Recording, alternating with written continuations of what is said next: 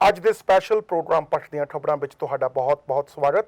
ਮੈਂ ਦਵਿੰਦਰ ਤੂਰ ਤੇ ਮੇਰੇ ਨਾਲ ਹਰਪ੍ਰੀਤ ਰੰਧਾਵਾ ਜੀ ਤੇ ਟੋਰਾਂਟੋ ਤੋਂ ਜੁੜ ਰਹੇ ਨੇ ਪਰਮਿੰਦਰ ਸਿੰਘ ਜੀ। ਪਹਿਲਾਂ ਤਾਂ ਤੁਹਾਡਾ ਬਹੁਤ-ਬਹੁਤ ਸਵਾਗਤ। Thank you. ਦੂਜੇ ਪਾਸੇ ਅਸੀਂ ਗੱਲ ਸ਼ੁਰੂ ਕੈਨੇਡਾ ਤੋਂ ਕਰਾਂਗੇ। ਕੈਨੇਡਾ ਦੇ ਵਿੱਚ ਅਸੀਂ ਸਾਰੇ ਜਾਣਦੇ ਹਾਂ ਕਿ ਫੈਡਰਲ ਇਲੈਕਸ਼ਨ ਚੱਲ ਰਹੀਆਂ ਨੇ, ਆਲਮੋਸਟ ਮਿਡਲ ਦੇ ਵਿੱਚ ਚਲੀਆਂ ਗਈਆਂ ਨੇ। ਕਾਫੀ ਲੰਬਾ ਕੈਂਪੇਨ ਸੀ 78 ਦਿਨ ਦਾ, ਹੁਣ ਆਲਮੋਸਟ ਅੱਧ ਕ੍ਰਾਸ ਕਰ ਚੁੱਕੀਆਂ ਨੇ। ਹੁਣ ਜਿਹੜੀ ਸਥਿਤੀ ਬਣਦੀ ਆ ਰਹੀ ਆ ਉਹ ਕਾਫੀ ਰੋਮਾਂਚਕ ਹੁੰਦੀ ਜਾ ਰਹੀ ਆ।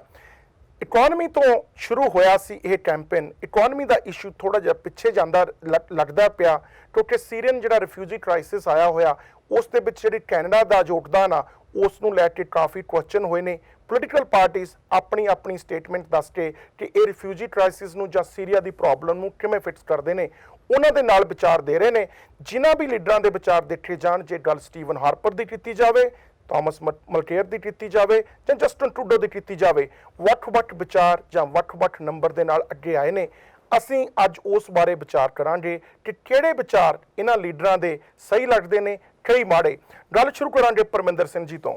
ਪਰਮਿੰਦਰ ਸਿੰਘ ਜੀ, ਥਾਮਸ ਮਲਕੇਅਰ ਦਾ ਕਹਿਣਾ ਕਿ UN ਵੱਲੋਂ ਦਿੱਤੀ ਗਈ ਇੱਕ ਨੰਬਰ ਦਿੱਤਾ ਗਿਆ ਕਿ ਸੀਰੀਅਨ ਰਿਫਿਊਜੀ ਕੈਨੇਡਾ ਨੂੰ 10,000 ਰਿਫਿਊਜੀ ਰਾਈਟ ਵੇ ਲੈ ਲੈਣੇ ਚਾਹੀਦੇ ਨੇ, ਉਸ ਦੇ ਬਾਰੇ ਕੀ ਕਹਿਣਾ ਚਾਹੋਗੇ ਕਿ ਰਾਈਟ ਵੇ 10,000 ਰਿਫਿਊਜੀ ਲੈਣੇ ਚਾਹੀਦੇ ਨੇ ਜਾਂ ਨਹੀਂ?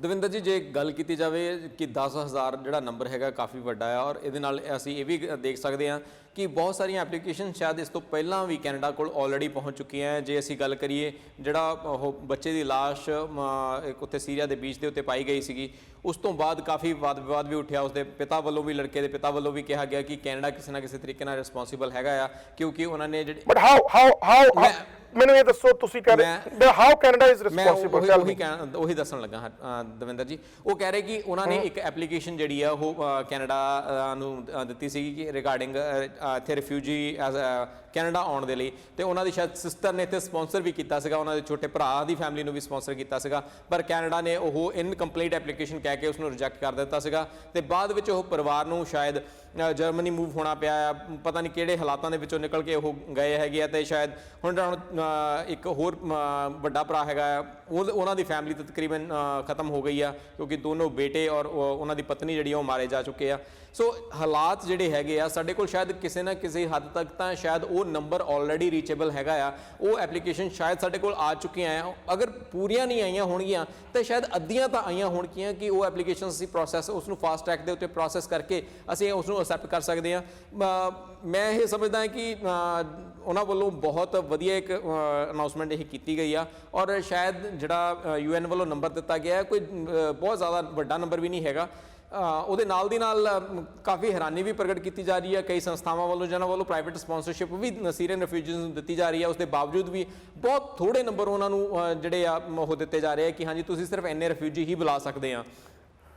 ਹੁਣ ਇਹ ਓਕੇ ਜੀ, ਨਹੀਂ ਹਰਪ੍ਰੀਤ ਜੀ, ਪਹਿਲਾਂ ਤਾਂ ਆਪਾਂ ਨੰਬਰ ਦੀ ਗੱਲ ਕਰਦੇ ਹਾਂ, ਫਿਰ ਥੋੜਾ ਅੱਗੇ ਵਧਾਂਗੇ। ਮੈਂ ਕਿੰਤੂ ਪਰੰਤੂ ਜ਼ਰੂਰ ਕਰੂੰਗਾ, ਚਾਹੇ ਤੁਹਾਨੂੰ ਚੰਗੀ ਲੱਗੇ ਚਾਹੇ ਮਾੜੀ ਲੱਗੇ, ਕਿਉਂਕਿ ਕਈ ਗੱਲਾਂ ਜਿਵੇਂ ਤੁਸੀਂ ਦੱਸਿਆ ਵੀ ਚੰਗੀਆਂ ਵੀ ਨੇ। ਜੇ UN ਨੇ 10,000 ਦਾ ਨੰਬਰ ਦਿੱਤਾ, ਜੇ ਕੈਨੇਡਾ ਗੌਰਮੈਂਟ ਸਮਝਦੀ ਹੈ ਕਿ ਅਸੀਂ ਇਹ ਅੰਕੜੇ ਨੂੰ ਲੈ ਸਕਦੇ ਹਾਂ, ਤਾਂ ਕੈਨੇਡਾ ਨੂੰ ਆਪਣਾ ਬਣਦਾ ਯੋਗਦਾਨ ਵੀ ਕਰਨਾ ਚਾਹੀਦਾ। ਹਰਪ੍ਰੀਤ ਜੀ, ਕੀ ਤੁਸੀਂ ਇਸ ਗੱਲ ਨਾਲ ਸਹਿਮਤ ਹੋ ਕਿ 10,000 ਦਾ ਜਿਹੜਾ ਅੰਕੜਾ ਉਸ ਦੇ ਨਾਲ ਜਿਹੜੀ ਰਿਫਿਊਜੀ ਸਮੱਸਿਆ ਉਸ ਦੇ ਵਿੱਚ ਕੈਨੇਡਾ ਆਪਣਾ ਬਣਦਾ ਯੋਗਦਾਨ ਪਾਊਗਾ? I don't think so, Davinder Singh ji. ਪਹਿਲੀ ਗੱਲ ਤਾਂ ਜਿਹੜਾ ਨੰਬਰ ਦਿੱਤਾ ਗਿਆ ਵਾ, ਨੰਬਰ ਕਿਦਾਂ ਕੈਲਕੂਲੇਟ ਕੀਤਾ ਗਿਆ ਵਾ, I really don't know। ਅੱਜ ਐਕਚੁਅਲੀ ਦਵਿੰਦਰ ਸਿੰਘ ਜੀ ਮੈਂ ਕਿ ਪੋਲੀਟੀਕਲ ਪਾਰਟੀ ਨੂੰ ਧਿਆਨ 'ਚ ਰੱਖ ਕੇ ਗੱਲ ਨਹੀਂ ਕਰੂੰਗਾ, ਅੱਜ ਮੈਂ ਆਪਣੇ ਵਿਚਾਰ ਦੇਣ ਦੀ ਮੂਡ 'ਚ ਹਾਂ। ਜੇ ਆਪਾਂ ਵੇਖੀਏ ਦਵਿੰਦਰ ਜੀ, ਰਿਫਿਊਜੀ ਕ੍ਰਾਈਸਿਸ ਨੂੰ ਖਤਮ ਕਰਨਾ, World War II ਤੋਂ ਬਾਅਦ ਸਭ ਤੋਂ ਵੱਡਾ ਰਿਫਿਊਜੀ ਕ੍ਰਾਈਸਿਸ ਜੋ ਯੂਰਪ 'ਚ ਫੇਸ ਹੋ ਰਿਹਾ ਵਾ, ਉਹ ਹੁਣ ਫੇਸ ਹੋ ਰਿਹਾ ਵਾ। ਮੇਰੇ ਖਿਆਲ ਇਹ ਸੋਲਿਊਸ਼ਨ ਨਹੀਂ ਆ। ਤੁਸੀਂ ਰਿਫਿਊਜੀਆਂ ਨੂੰ ਲਿਆ ਕੇ ਕਿੱਦਾਂ ਬਸਾਓਗੇ? ਆਪਾਂ ਪ੍ਰੋਬਲਮ ਨਹੀਂ ਸੋਲਵ ਕਰਨ ਦੇ।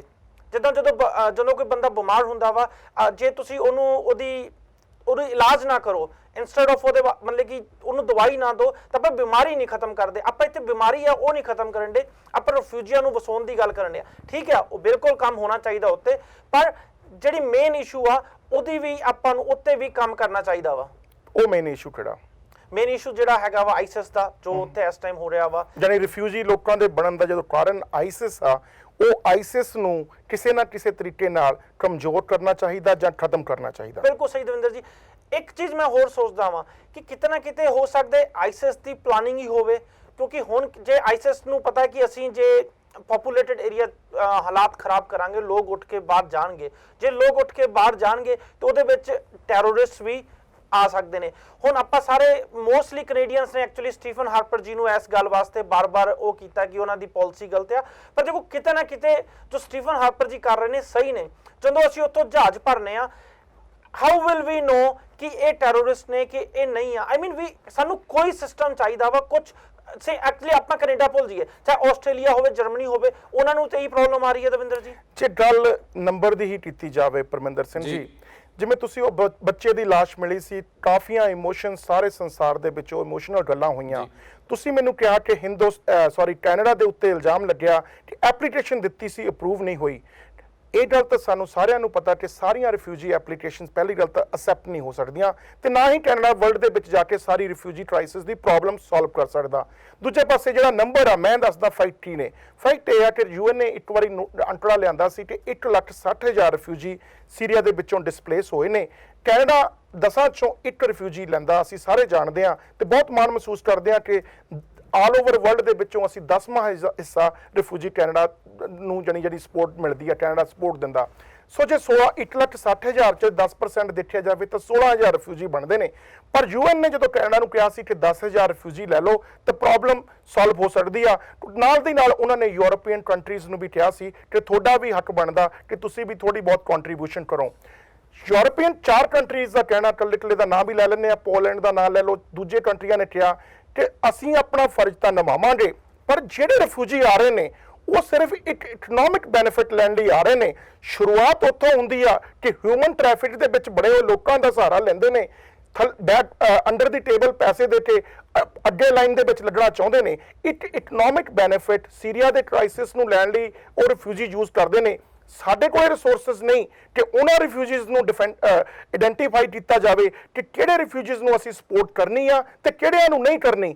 ਇਸ ਦਾ ਲਾਹਾ ਹਿਊਮਨ ਟ੍ਰੈਫਿਕਿੰਗ ਦੇ ਵਿੱਚ ਜੁੜੇ ਹੋਏ ਸਮਗਲਰ ਵੀ ਲੈ ਰਹੇ ਨੇ, ਤੇ ਦੂਜੇ ਪਾਸੇ ਜਿੰਨਾ ਕੁਝ ਦੂਜੇ ਦੀ ਇਕਨੋਮੀ ਤੇ ਫਰਕ ਪੈਣਾ ਉਸ ਦੇ ਲਈ UN ਕੁਝ ਨਹੀਂ ਬੋਲ ਰਿਹਾ। ਗੱਲ ਹੁਣ ਕੈਨੇਡਾ ਦੀ ਕਰਦੇ ਆ ਕਿ ਥਾਮਸ ਮਲਕੀਅਰ ਕਹਿੰਦੇ ਨੇ ਕਿ 10,000 ਰਿਫਿਊਜੀ ਤਾਂ ਲੈ ਕੇ ਆਉਣੇ ਚਾਹੁੰਦੇ ਨੇ, ਪਰ 19 ਅਕਤੂਬਰ ਨੂੰ ਆਪਣੀ ਗਵਰਨਮੈਂਟ ਬਣਾਉਣ ਤੋਂ ਇੱਕ ਦਿਨ ਬਾਅਦ ਜਿੰਨੀ ਵੀ ਕੈਨੇਡੀਅਨ ਫੋਰਸਸ ਉੱਥੇ ਇਨਵੋਲਵ ਨੇ, ਕੈਨੇਡੀਅਨ ਪਲੇਨਸ ਇਨਵੋਲਵ ਨੇ, ਉਹਨਾਂ ਨੂੰ ਵਾਪਸ ਲੈ ਕੇ ਆਉਣਾ ਚਾਹੁੰਦੇ ਨੇ। ਇਹ ਕਿਹੜੇ ਕ੍ਰਾਈਸਿਸ ਦੀ ਗੱਲ ਕਰਦੇ ਨੇ ਕਿ ਇਹਦੇ ਨਾਲ ਆਈਸਿਸ ਦੀ ਪ੍ਰੋਬਲਮ ਆਪਣੇ ਆਪ ਸੋਲਵ ਹੋ ਜਾਊਗੀ। ਦਵਿੰਦਰ ਜੀ, ਤੁਸੀਂ ਐਕਚੁਅਲੀ ਬਿਲਕੁਲ ਗੱਲ ਸਹੀ। ਹਰਪ੍ਰੀਤ ਜੀ, ਇੱਕ ਮਿੰਟ ਮੈਂ ਇਸ ਚੀਜ਼ ਦਾ ਜਵਾਬ ਦੇਣਾ ਚਾਹੂੰਗਾ। ਇਸ ਜਿਹੜੀ ਪ੍ਰੋਬਲਮ ਹੈਗੀ ਆ, ਜਾਂ ਨਾ ਉੱਥੋਂ ਪਲੇਨ ਮੰਗਾਉਣ ਦੇ ਨਾਲ ਸੋਲਵ ਹੋਣੀ ਆ, ਨਾ ਉੱਥੋਂ 10,000 ਰਿਫਿਊਜੀ ਜਿਹੜੇ ਆ ਉਹ ਵਾਪਸ ਮੰਗਾਉਣ ਦੇ ਨਾਲ ਸੋਲਵ ਹੋਣੀ ਆ। ਇਹ ਪ੍ਰੋਬਲਮ ਦਾ ਅੰਤ ਜਿਹੜਾ ਹੈਗਾ ਆ ਉਹ ਇਸਲਾਮਿਕ ਸਟੇਟ ਦੇ ਅੰਤ ਦੇ ਨਾਲ ਹੀ ਹੋ ਸਕਦਾ ਆ। ਜੇ ਅਸੀਂ ਇਰਾਕ ਦੀ ਗੱਲ ਕਰ ਲੈਨੇ, ਇਰਾਕ ਦੇ ਵਿੱਚੋਂ ਤਾਲਿਬਾਨ ਨੂੰ ਸ਼ਾਇਦ ਖਤਮ ਨਹੀਂ ਕਰ ਪਾਏ ਹੈਗੇ, ਪਰ ਉਸ ਨੂੰ ਇੰਨਾ ਕੁ ਜ਼ਿਆਦਾ ਕਮਜ਼ੋਰ ਕਰ ਦਿੱਤਾ ਹੈ ਕਿ ਉਹ ਉੱਥੋਂ ਦੇ ਵਸਨੀਕਾਂ ਦੇ ਉੱਤੇ ਇੰਨਾ ਜ਼ਿਆਦਾ ਇਫੈਕਟ ਨਹੀਂ ਕ੍ਰੀਏਟ ਕਰ ਪਾ ਰਿਹਾ ਜਿੰਨਾ ਉਹ ਪਹਿਲਾਂ ਜਦੋਂ ਅਮਰੀਕਾ ਨੇ ਉੱਥੇ ਹਮਲਾ ਕੀਤਾ ਸੀ ਉਸ ਤੋਂ ਪਹਿਲਾਂ ਜਿਸ ਤਰ੍ਹਾਂ ਉਹ ਰਾਜ ਚਲਾ ਰਿਹਾ ਸੀਗਾ। ਸੋ ਕਿਤੇ ਨਾ ਕਿਤੇ ਅਸੀਂ ਮਹੱਤਵਪੂਰਨ ਰੋਲ ਅਦਾ ਕਰ ਸਕਦੇ ਹਾਂ ਜੇ ਅਸੀਂ ਅਫਗਾਨਿਸਤਾਨ ਵਰਗਾ ਇੱਕ ਕੋਲੀਸ਼ਨ ਬਣਾ ਕੇ ਅਸੀਂ ਉੱਥੇ ਵੀ ਇਰਾਕ ਤੇ ਸੀਰੀਆ ਦੇ ਵਿੱਚ ਵੀ ਅਗਰ ਅਸੀਂ ਹੈਲਪ ਕਰਦੇ ਹਾਂ। ਪਰ ਹੁਣ ਪੁਆਇੰਟ ਇੱਥੇ ਇਹ ਹੈ ਕਿ ਕੋਈ ਵੀ ਫੋਰਸਿਸ ਜਿਹੜੀਆਂ ਹੈਗੀਆਂ, ਚਾਹੇ ਉਹ ਅਮਰੀਕਾ ਹੋਵੇ, ਚਾਹੇ ਉਹ ਕੈਨੇਡਾ ਹੋਵੇ, ਚਾਹੇ ਕੋਈ ਹੋਰ ਫੋਰਸਿਸ ਜਿਹੜੀਆਂ ਹੈਗੀਆਂ, ਉਹ ਆਪਣੇ ਗਰਾਊਂਡ ਟਰੂਪ ਭੇਜ ਕੇ ਉੱਥੇ ਐਡਾ ਵੱਡਾ ਰਿਸਕ ਜਿਹੜਾ ਹੈ ਉਹ ਨਹੀਂ ਲੈਣਾ ਚਾਹੁੰਦੀਆਂ, ਕਿਉਂਕਿ ਇੱਕ ਬਹੁਤ ਜ਼ਿਆਦਾ ਇਹ ਇੱਕ ਤਰ੍ਹਾਂ ਦੇ ਨਾਲ ਡਿਵੈਲਪਡ ਇੱਕ ਵਾਰਫੇਅਰ ਹੋਊਗਾ। ਕਿਉਂਕਿ ਜੇ ਅਸੀਂ ਇਰਾਕ ਦੀ ਗੱਲ ਕਰੀਏ ਤੇ ਉਹ ਖੇਤਰ ਜਿਹੜਾ ਸੀਗਾ ਉਹ ਕਾਫੀ ਜ਼ਿਆਦਾ ਮਤਲਬ ਬਿਆਬਾਨ ਸੀਗੇ, ਪਹਾੜੀਆਂ ਸੀਗੀਆਂ, ਅਲੱਗ-ਅਲੱਗ ਤਰ੍ਹਾਂ ਦੇ ਉੱਥੇ ਜਿਹੜਾ ਉਹਨਾਂ ਦੀ ਜਿਓਲੋਜੀਕਲ ਕਹਿ ਸਕਦੇ ਹਾਂ ਸਿਚੁਏਸ਼ਨ ਸੀਗੀ ਉਹ ਅਲੱਗ ਸੀਗੀ। ਇੱਥੇ ਹੋ ਸਕਦਾ ਹੈ ਜਿਹੜੀ ਸਿਚੁਏਸ਼ਨ ਹੈਗੀ ਥੋੜ੍ਹੀ ਬਹੁਤ ਅਲੱਗ ਹੋਰ ਜ਼ਿਆਦਾ ਹੋ ਸਕਦੀ ਆ। ਔਰ ਇਹਦੇ ਨਾਲ ਦੇ ਨਾਲ ਇੱਥੇ ਜਿਹੜੀ ਹੈਗੀ ਆ ਪੋਪੂਲੇਸ਼ਨ ਹੈਗੀ ਆ ਸ਼ਾਇਦ ਉਹ ਅਫਗਾਨਿਸਤਾਨ ਦੇ ਨਾਲੋਂ ਬਹੁਤ ਜ਼ਿਆਦਾ ਆ। ਸੋ ਇਹ ਜਿਹੜਾ ਇਫੈਕਟ ਹੋਊਗਾ ਅਗਰ ਉੱਥੇ ਇਹ ਅਟੈਕ ਕਰਦੇ ਆ ਤੇ ਸ਼ਾਇਦ ਉੱਥੇ ਸਿਵਿਲੀਅਨ ਲਾਸ ਜਿਹੜਾ ਆ ਉਹ ਬਹੁਤ ਜ਼ਿਆਦਾ ਹੋਊਗਾ ਕੰਪੈਰੀਟਿਵਲੀ ਕਿ ਜਿੱਦਾਂ ਅਫਗਾਨਿਸਤਾਨ ਦੇ ਵਿੱਚ ਹੋਇਆ ਸੀਗਾ। ਸੋ ਅਗਰ ਤੇ ਉਹ ਉੱਥੋਂ ਅਸੀਂ ਇਹ ਡਿਸਪਲੇਸ ਕਰਨ ਦੀ ਕੋਸ਼ਿਸ਼ ਕਰਦੇ ਹਾਂ ਕਿ ਹਾਂਜੀ ਅਸੀਂ ਉੱਥੋਂ ਜਿਹੜੇ ਆਮ ਨਾਗਰਿਕ ਆ ਉਹਨਾਂ ਨੂੰ ਉੱਥੋਂ ਡਿਸਪਲੇਸ ਕਰਕੇ ਕਿਸੇ ਹੋਰ ਜਗ੍ਹਾ ਬਿਠਾਈਏ ਤੇ ਉਸ ਤੋਂ ਬਾਅਦ ਇਹ ਪ੍ਰੋਸੀਜਰ ਫੋਲੋ ਕਰੀਏ ਜਾਂ ਮਿਲਟਰੀ ਐਕਸ਼ਨ ਕਰੀਏ, ਉਹ ਮੇਰੇ ਹਿਸਾਬ ਨਾਲ ਉੱਥੇ ਫਿਜ਼ੀਬਿਲਿਟੀ ਜਿਹੜੀ ਹੈਗੀ ਆ ਉਹ ਨਹੀਂ ਹੈਗੀ। ਈਵਨ ਹੁਣ ਵੀ ਜਿਹੜੇ ਹਵਾਈ ਹਮਲੇ ਵੀ ਕੀਤੇ ਜਾ ਰਹੇ ਆ ਉਹ ਵੀ ਇੰਨੇ ਜ਼ਿਆਦਾ ਸਕਸੈਸਫੁਲ ਨਹੀਂ ਹੈਗੇ। ਸਿਵਿਲੀਅਨ ਉੱਥੇ ਜਾਨ ਮਾਲ ਦਾ ਨੁਕਸਾਨ ਕਾਫੀ ਜ਼ਿਆਦਾ ਹੋ ਰਿਹਾ ਆ।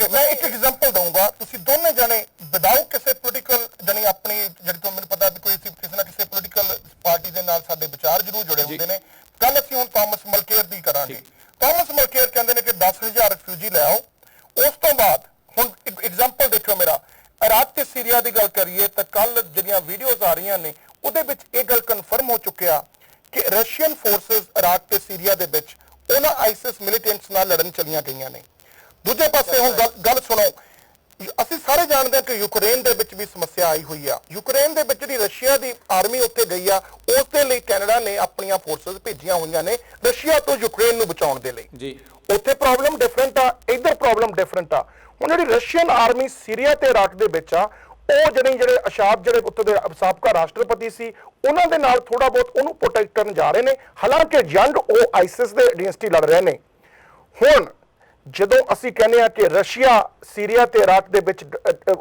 ਯੂਕਰੇਨ ਦੇ ਵਿੱਚ ਗਲਤ ਕਰ ਰਿਹਾ ਪਰ ਇਰਾਕ ਦੇ ਵਿੱਚ ਤੇ ਸੀਰੀਆ ਦੇ ਵਿੱਚ ਜਾ ਕੇ ਆਈਸਿਸ ਨਾਲ ਹੀ ਜੰਗ ਲੜ ਰਿਹਾ ਉੱਥੋਂ ਫੌਜਾਂ ਵਾਪਸ ਮੰਗਾਉਣਾ ਚਾਹੁੰਦੇ ਨੇ ਥਾਮਸ ਮਲਕੇਅਰ ਜੀ ਪਰ ਯੂਕਰੇਨ ਤੋਂ ਨਹੀਂ ਮੰਗਾਉਣਾ ਚਾਹੁੰਦੇ ਕੀ ਵਜ੍ਹਾ ਕਿ ਇੱਥੇ ਵੀ ਰਾਜਨੀਤੀ ਖੇਡੀ ਜਾ ਰਹੀ ਹੈ ਜਾਂ ਨਹੀਂ ਬਿਲਕੁਲ ਖੇਡੀ ਜਾ ਰਹੀ ਹੈ ਬਿਲਕੁਲ ਖੇਡੀ ਜਾ ਰਹੀ ਹੈ ਦੂਜੀ ਗੱਲ ਮੈਂ ਥੋੜੀ ਜਿਹੀ ਜਿਹੜੀ ਪਰਮਿੰਦਰ ਸਿੰਘ ਜੋ ਪਹਿਲਾਂ ਕਮੈਂਟ ਕੀਤਾ ਸੀ ਦਵਿੰਦਰ ਤੁਹਾਡੇ ਪੁਰਾਣੇ ਕੁਐਸਚਨ ਉੱਥੋਂ ਉਹਨੂੰ ਵੀ ਨਾਲ ਹੀ ਮੈਂ ਜਵਾਬ ਦੇਣਾ ਚਾਹੁੰਦਾ ਵਾਂ ਪਰਮਿੰਦਰ ਸਿੰਘ ਜੀ ਕਹਿ ਰਹੇ ਸੀ ਕਿ ਮਿਲਟਰੀ ਐਕਸ਼ਨ ਨਹੀਂ ਲੈਣੀ ਚਾਹੀਦੀ ਹੈਨਾ ਮੈਂ ਅੱਜ ਦੀ ਇੱਕ ਨਿਊਜ਼ ਤੁਹਾਨੂੰ ਸ਼ੇਅਰ ਕਰਨਾ ਚਾਹੁੰਦਾ ਦਵਿੰਦਰ ਜੀ ਅੱਜ ਯੂਐਸ ਨੇ ਆਖਿਆ ਕਿ ਆਈਸਿਸ ਕੈਮੀਕਲ ਵੈਪਨ ਬਣਾਉਣ ਦੀ ਕੋਸ਼ਿਸ਼ ਕਰ ਰਿਹਾ ਅੱਜ ਜੇ ਅਸੀਂ ਮਿਲਟਰੀ ਐਕਸ਼ਨ ਨਾ ਲਈਏ ਇਹ ਜੋ ਚਲੋ ਮੈਂ ਇਹਨਾਂ ਦੀ ਗੱਲ ਨਾਲ ਸਹਿਮਤ ਹਾਂ ਜੋ ਕਹਿ ਰਹੇ ਨੇ ਕਿ ਜਿਹੜੇ ਟਰੂਪਸ ਜਾਣਗੇ ਉਹਨਾਂ ਦਾ ਨੁਕਸਾਨ ਹੁੰਦਾ ਹੈ ਪਰ ਜੇ ਅਸੀਂ ਹੁਣ ਐਕਸ਼ਨ ਨਹੀਂ ਲਿਆ ਤੇ ਦਵਿੰਦਰ ਜੀ ਮੈਨੂੰ ਡੇਟ ਦੇ ਸਕਦਾ ਕੋਈ ਕਿਦਾਂ ਐਕਸ਼ਨ ਲੈਣਾ ਵਾ ਕਿਦਾਂ ਅਸੀਂ ਉੱਥੇ ਟਰੂਪਸ ਭੇਜਾਂਗੇ ਤੇ ਸਾਡਾ ਘੱਟ ਨੁਕਸਾਨ ਹੋਊਗਾ ਪਰ ਜੇ ਅਸੀਂ ਆਈਸਿਸ ਨੂੰ ਨਹੀਂ ਕੁਐਸਚਨ ਇਹ ਆ ਕਿ ਯੂਕਰੇਨ ਦੇ ਵਿੱਚ ਜੇ ਆਰਮੀ ਭੇਜੀ ਜਾ ਸਕਦੀ ਆ ਤਾਂ ਦੂਜੇ ਪਾਸੇ ਜਿੱਥੇ ਕਾਫੀ ਸਮੱਸਿਆ ਗੰਭੀਰ ਆ ਹਾਂ ਉੱਥੇ ਕਿਉਂ ਨਹੀਂ ਭੇਜਦੇ ਜੇ ਹੁਣ ਜੇ ਆਈਸਿਸ ਨੂੰ ਅਸੀਂ ਸਟਰੋਂਗ ਹੋਣ ਦਿੱਤਾ ਤੇ ਸਾਡੇ ਵਾਸਤੇ ਤਾਂ ਬਹੁਤ ਵੱਡਾ ਚੈਲੰਜ ਹੋ ਜਾਊਗਾ ਦੂਜੀ ਜਿਹੜੀ ਜਦੋਂ ਯੂਕਰੇਨ ਦੀ ਗੱਲ ਕੀਤੀ ਬਿਲਕੁਲ ਸਹੀ ਹੁਣ ਐਕਚੁਅਲੀ ਇਹ ਥਾਮਸ ਮਲਕੇਅਰ ਜੀ ਨੂੰ ਕੁਐਸਚਨ ਪੁੱਛਣਾ ਚਾਹੀਦਾ ਹੈ ਕਿ ਥੋੜਾ ਜਿਹਾ ਸਾਨੂੰ ਇੱਥੇ ਸਮਝਾ ਦਿਓ ਇੱਥੇ ਤੁਸੀਂ ਪੋਲਿਟਿਕਸ ਖੇਡ ਰਹੇ ਜੋ ਕਿ ਤੁਹਾਨੂੰ ਕੋਈ ਦਬਕਾ ਵੱਜਾ ਤੁਸੀਂ ਇਹਦੀ ਗੱਲ ਨਹੀਂ ਕਰਨੀ ਹੁਣ ਦੇਖੋ ਪਰਮਿੰਦਰ ਸਿੰਘ ਜੀ ਸੀਰੀਆ ਚੋਂ ਲੋਕੀ ਡਿਸਪਲੇਸ ਹੋ ਰਹੇ ਨੇ ਜਿੰਨੇ ਰਿਫਿਊਜੀ ਆ ਰਹੇ ਨੇ ਸਾਰਾ ਸੰਸਾਰ ਦੇ ਵਿੱਚ ਹਾਹਾਕਾਰ ਮੱਚੀ ਹੋਈ ਆ ਕਿ ਲੋਕੀ ਇੰਨੇ ਡਿਸਪਲੇਸ ਹੋ ਰਹੇ ਨੇ ਸੀਰੀਆ ਤੇ ਇਰਾਕ ਦੇ ਵਿੱਚ ਬਹੁਤ ਵੱਡੀ ਸਮੱਸਿਆ ਆਈ ਹੋਈ ਆ ਕੈਨੇਡਾ ਨੇ 40-50 ਹਜ਼ਾਰ ਰਿਫਿਊਜੀ ਉੱਥੋਂ ਮੰਗਾਏ ਵੀ ਨੇ ਪਹਿਲਾਂ 25 ਹਜ਼ਾਰ ਰਿਫਿਊਜੀ ਇਰਾਕ ਤੋਂ ਆਏ ਨੇ ਹੁਣ ਸੀਰੀਆ ਦੀ ਵਾਰੀ ਆ ਸੀਰੀਆ ਚੋਂ ਵੀ 2-2.5 ਹਜ਼ਾਰ ਆ ਚੁੱਕੇ ਨੇ ਪਰ ਜਦੋਂ ਲੋਕਾਂ ਨੂੰ ਉੱਥੇ ਡਿਸਪਲੇਸ ਕੀਤਾ ਜਾ ਰਿਹਾ ਆਈਸਿਸ ਵੱਲੋਂ ਉਸ ਸਮੱਸਿਆ ਨੂੰ ਅਸੀਂ ਇਗਨੋਰ ਕਰਨਾ ਚਾਹੁੰਦੇ ਆ ਪਰ ਯੂਕਰੇਨ ਦੇ ਵਿੱਚ ਜਿਹੜੀ ਐਡੀ ਵੱਡੀ ਸਮੱਸਿਆ ਕਿ ਉੱਥੇ ਕੈਨੇਡੀਅਨ ਆਰਮੀ ਜ਼ਰੂਰ ਜਾਊਗੀ ਉੱਥੇ ਵੀ ਯੂਐਨ ਨੇ ਤਾਂ ਕੋਈ ਆਰਮੀ ਨਹੀਂ ਭੇਜੀ ਉੱਥੇ ਵੀ ਅਮਰੀਕਾ ਤੇ ਕੈਨੇਡਾ ਨੇ ਹੀ ਆਪਣੀ ਆਰਮੀ ਭੇਜੀ ਆ ਉੱਥੇ ਯੂਐਨ ਦੀ ਆਰਮੀ ਦੀ ਕਿਉਂ ਨਹੀਂ ਇੰਤਜ਼ਾਰ ਹੋ ਰਿਹਾ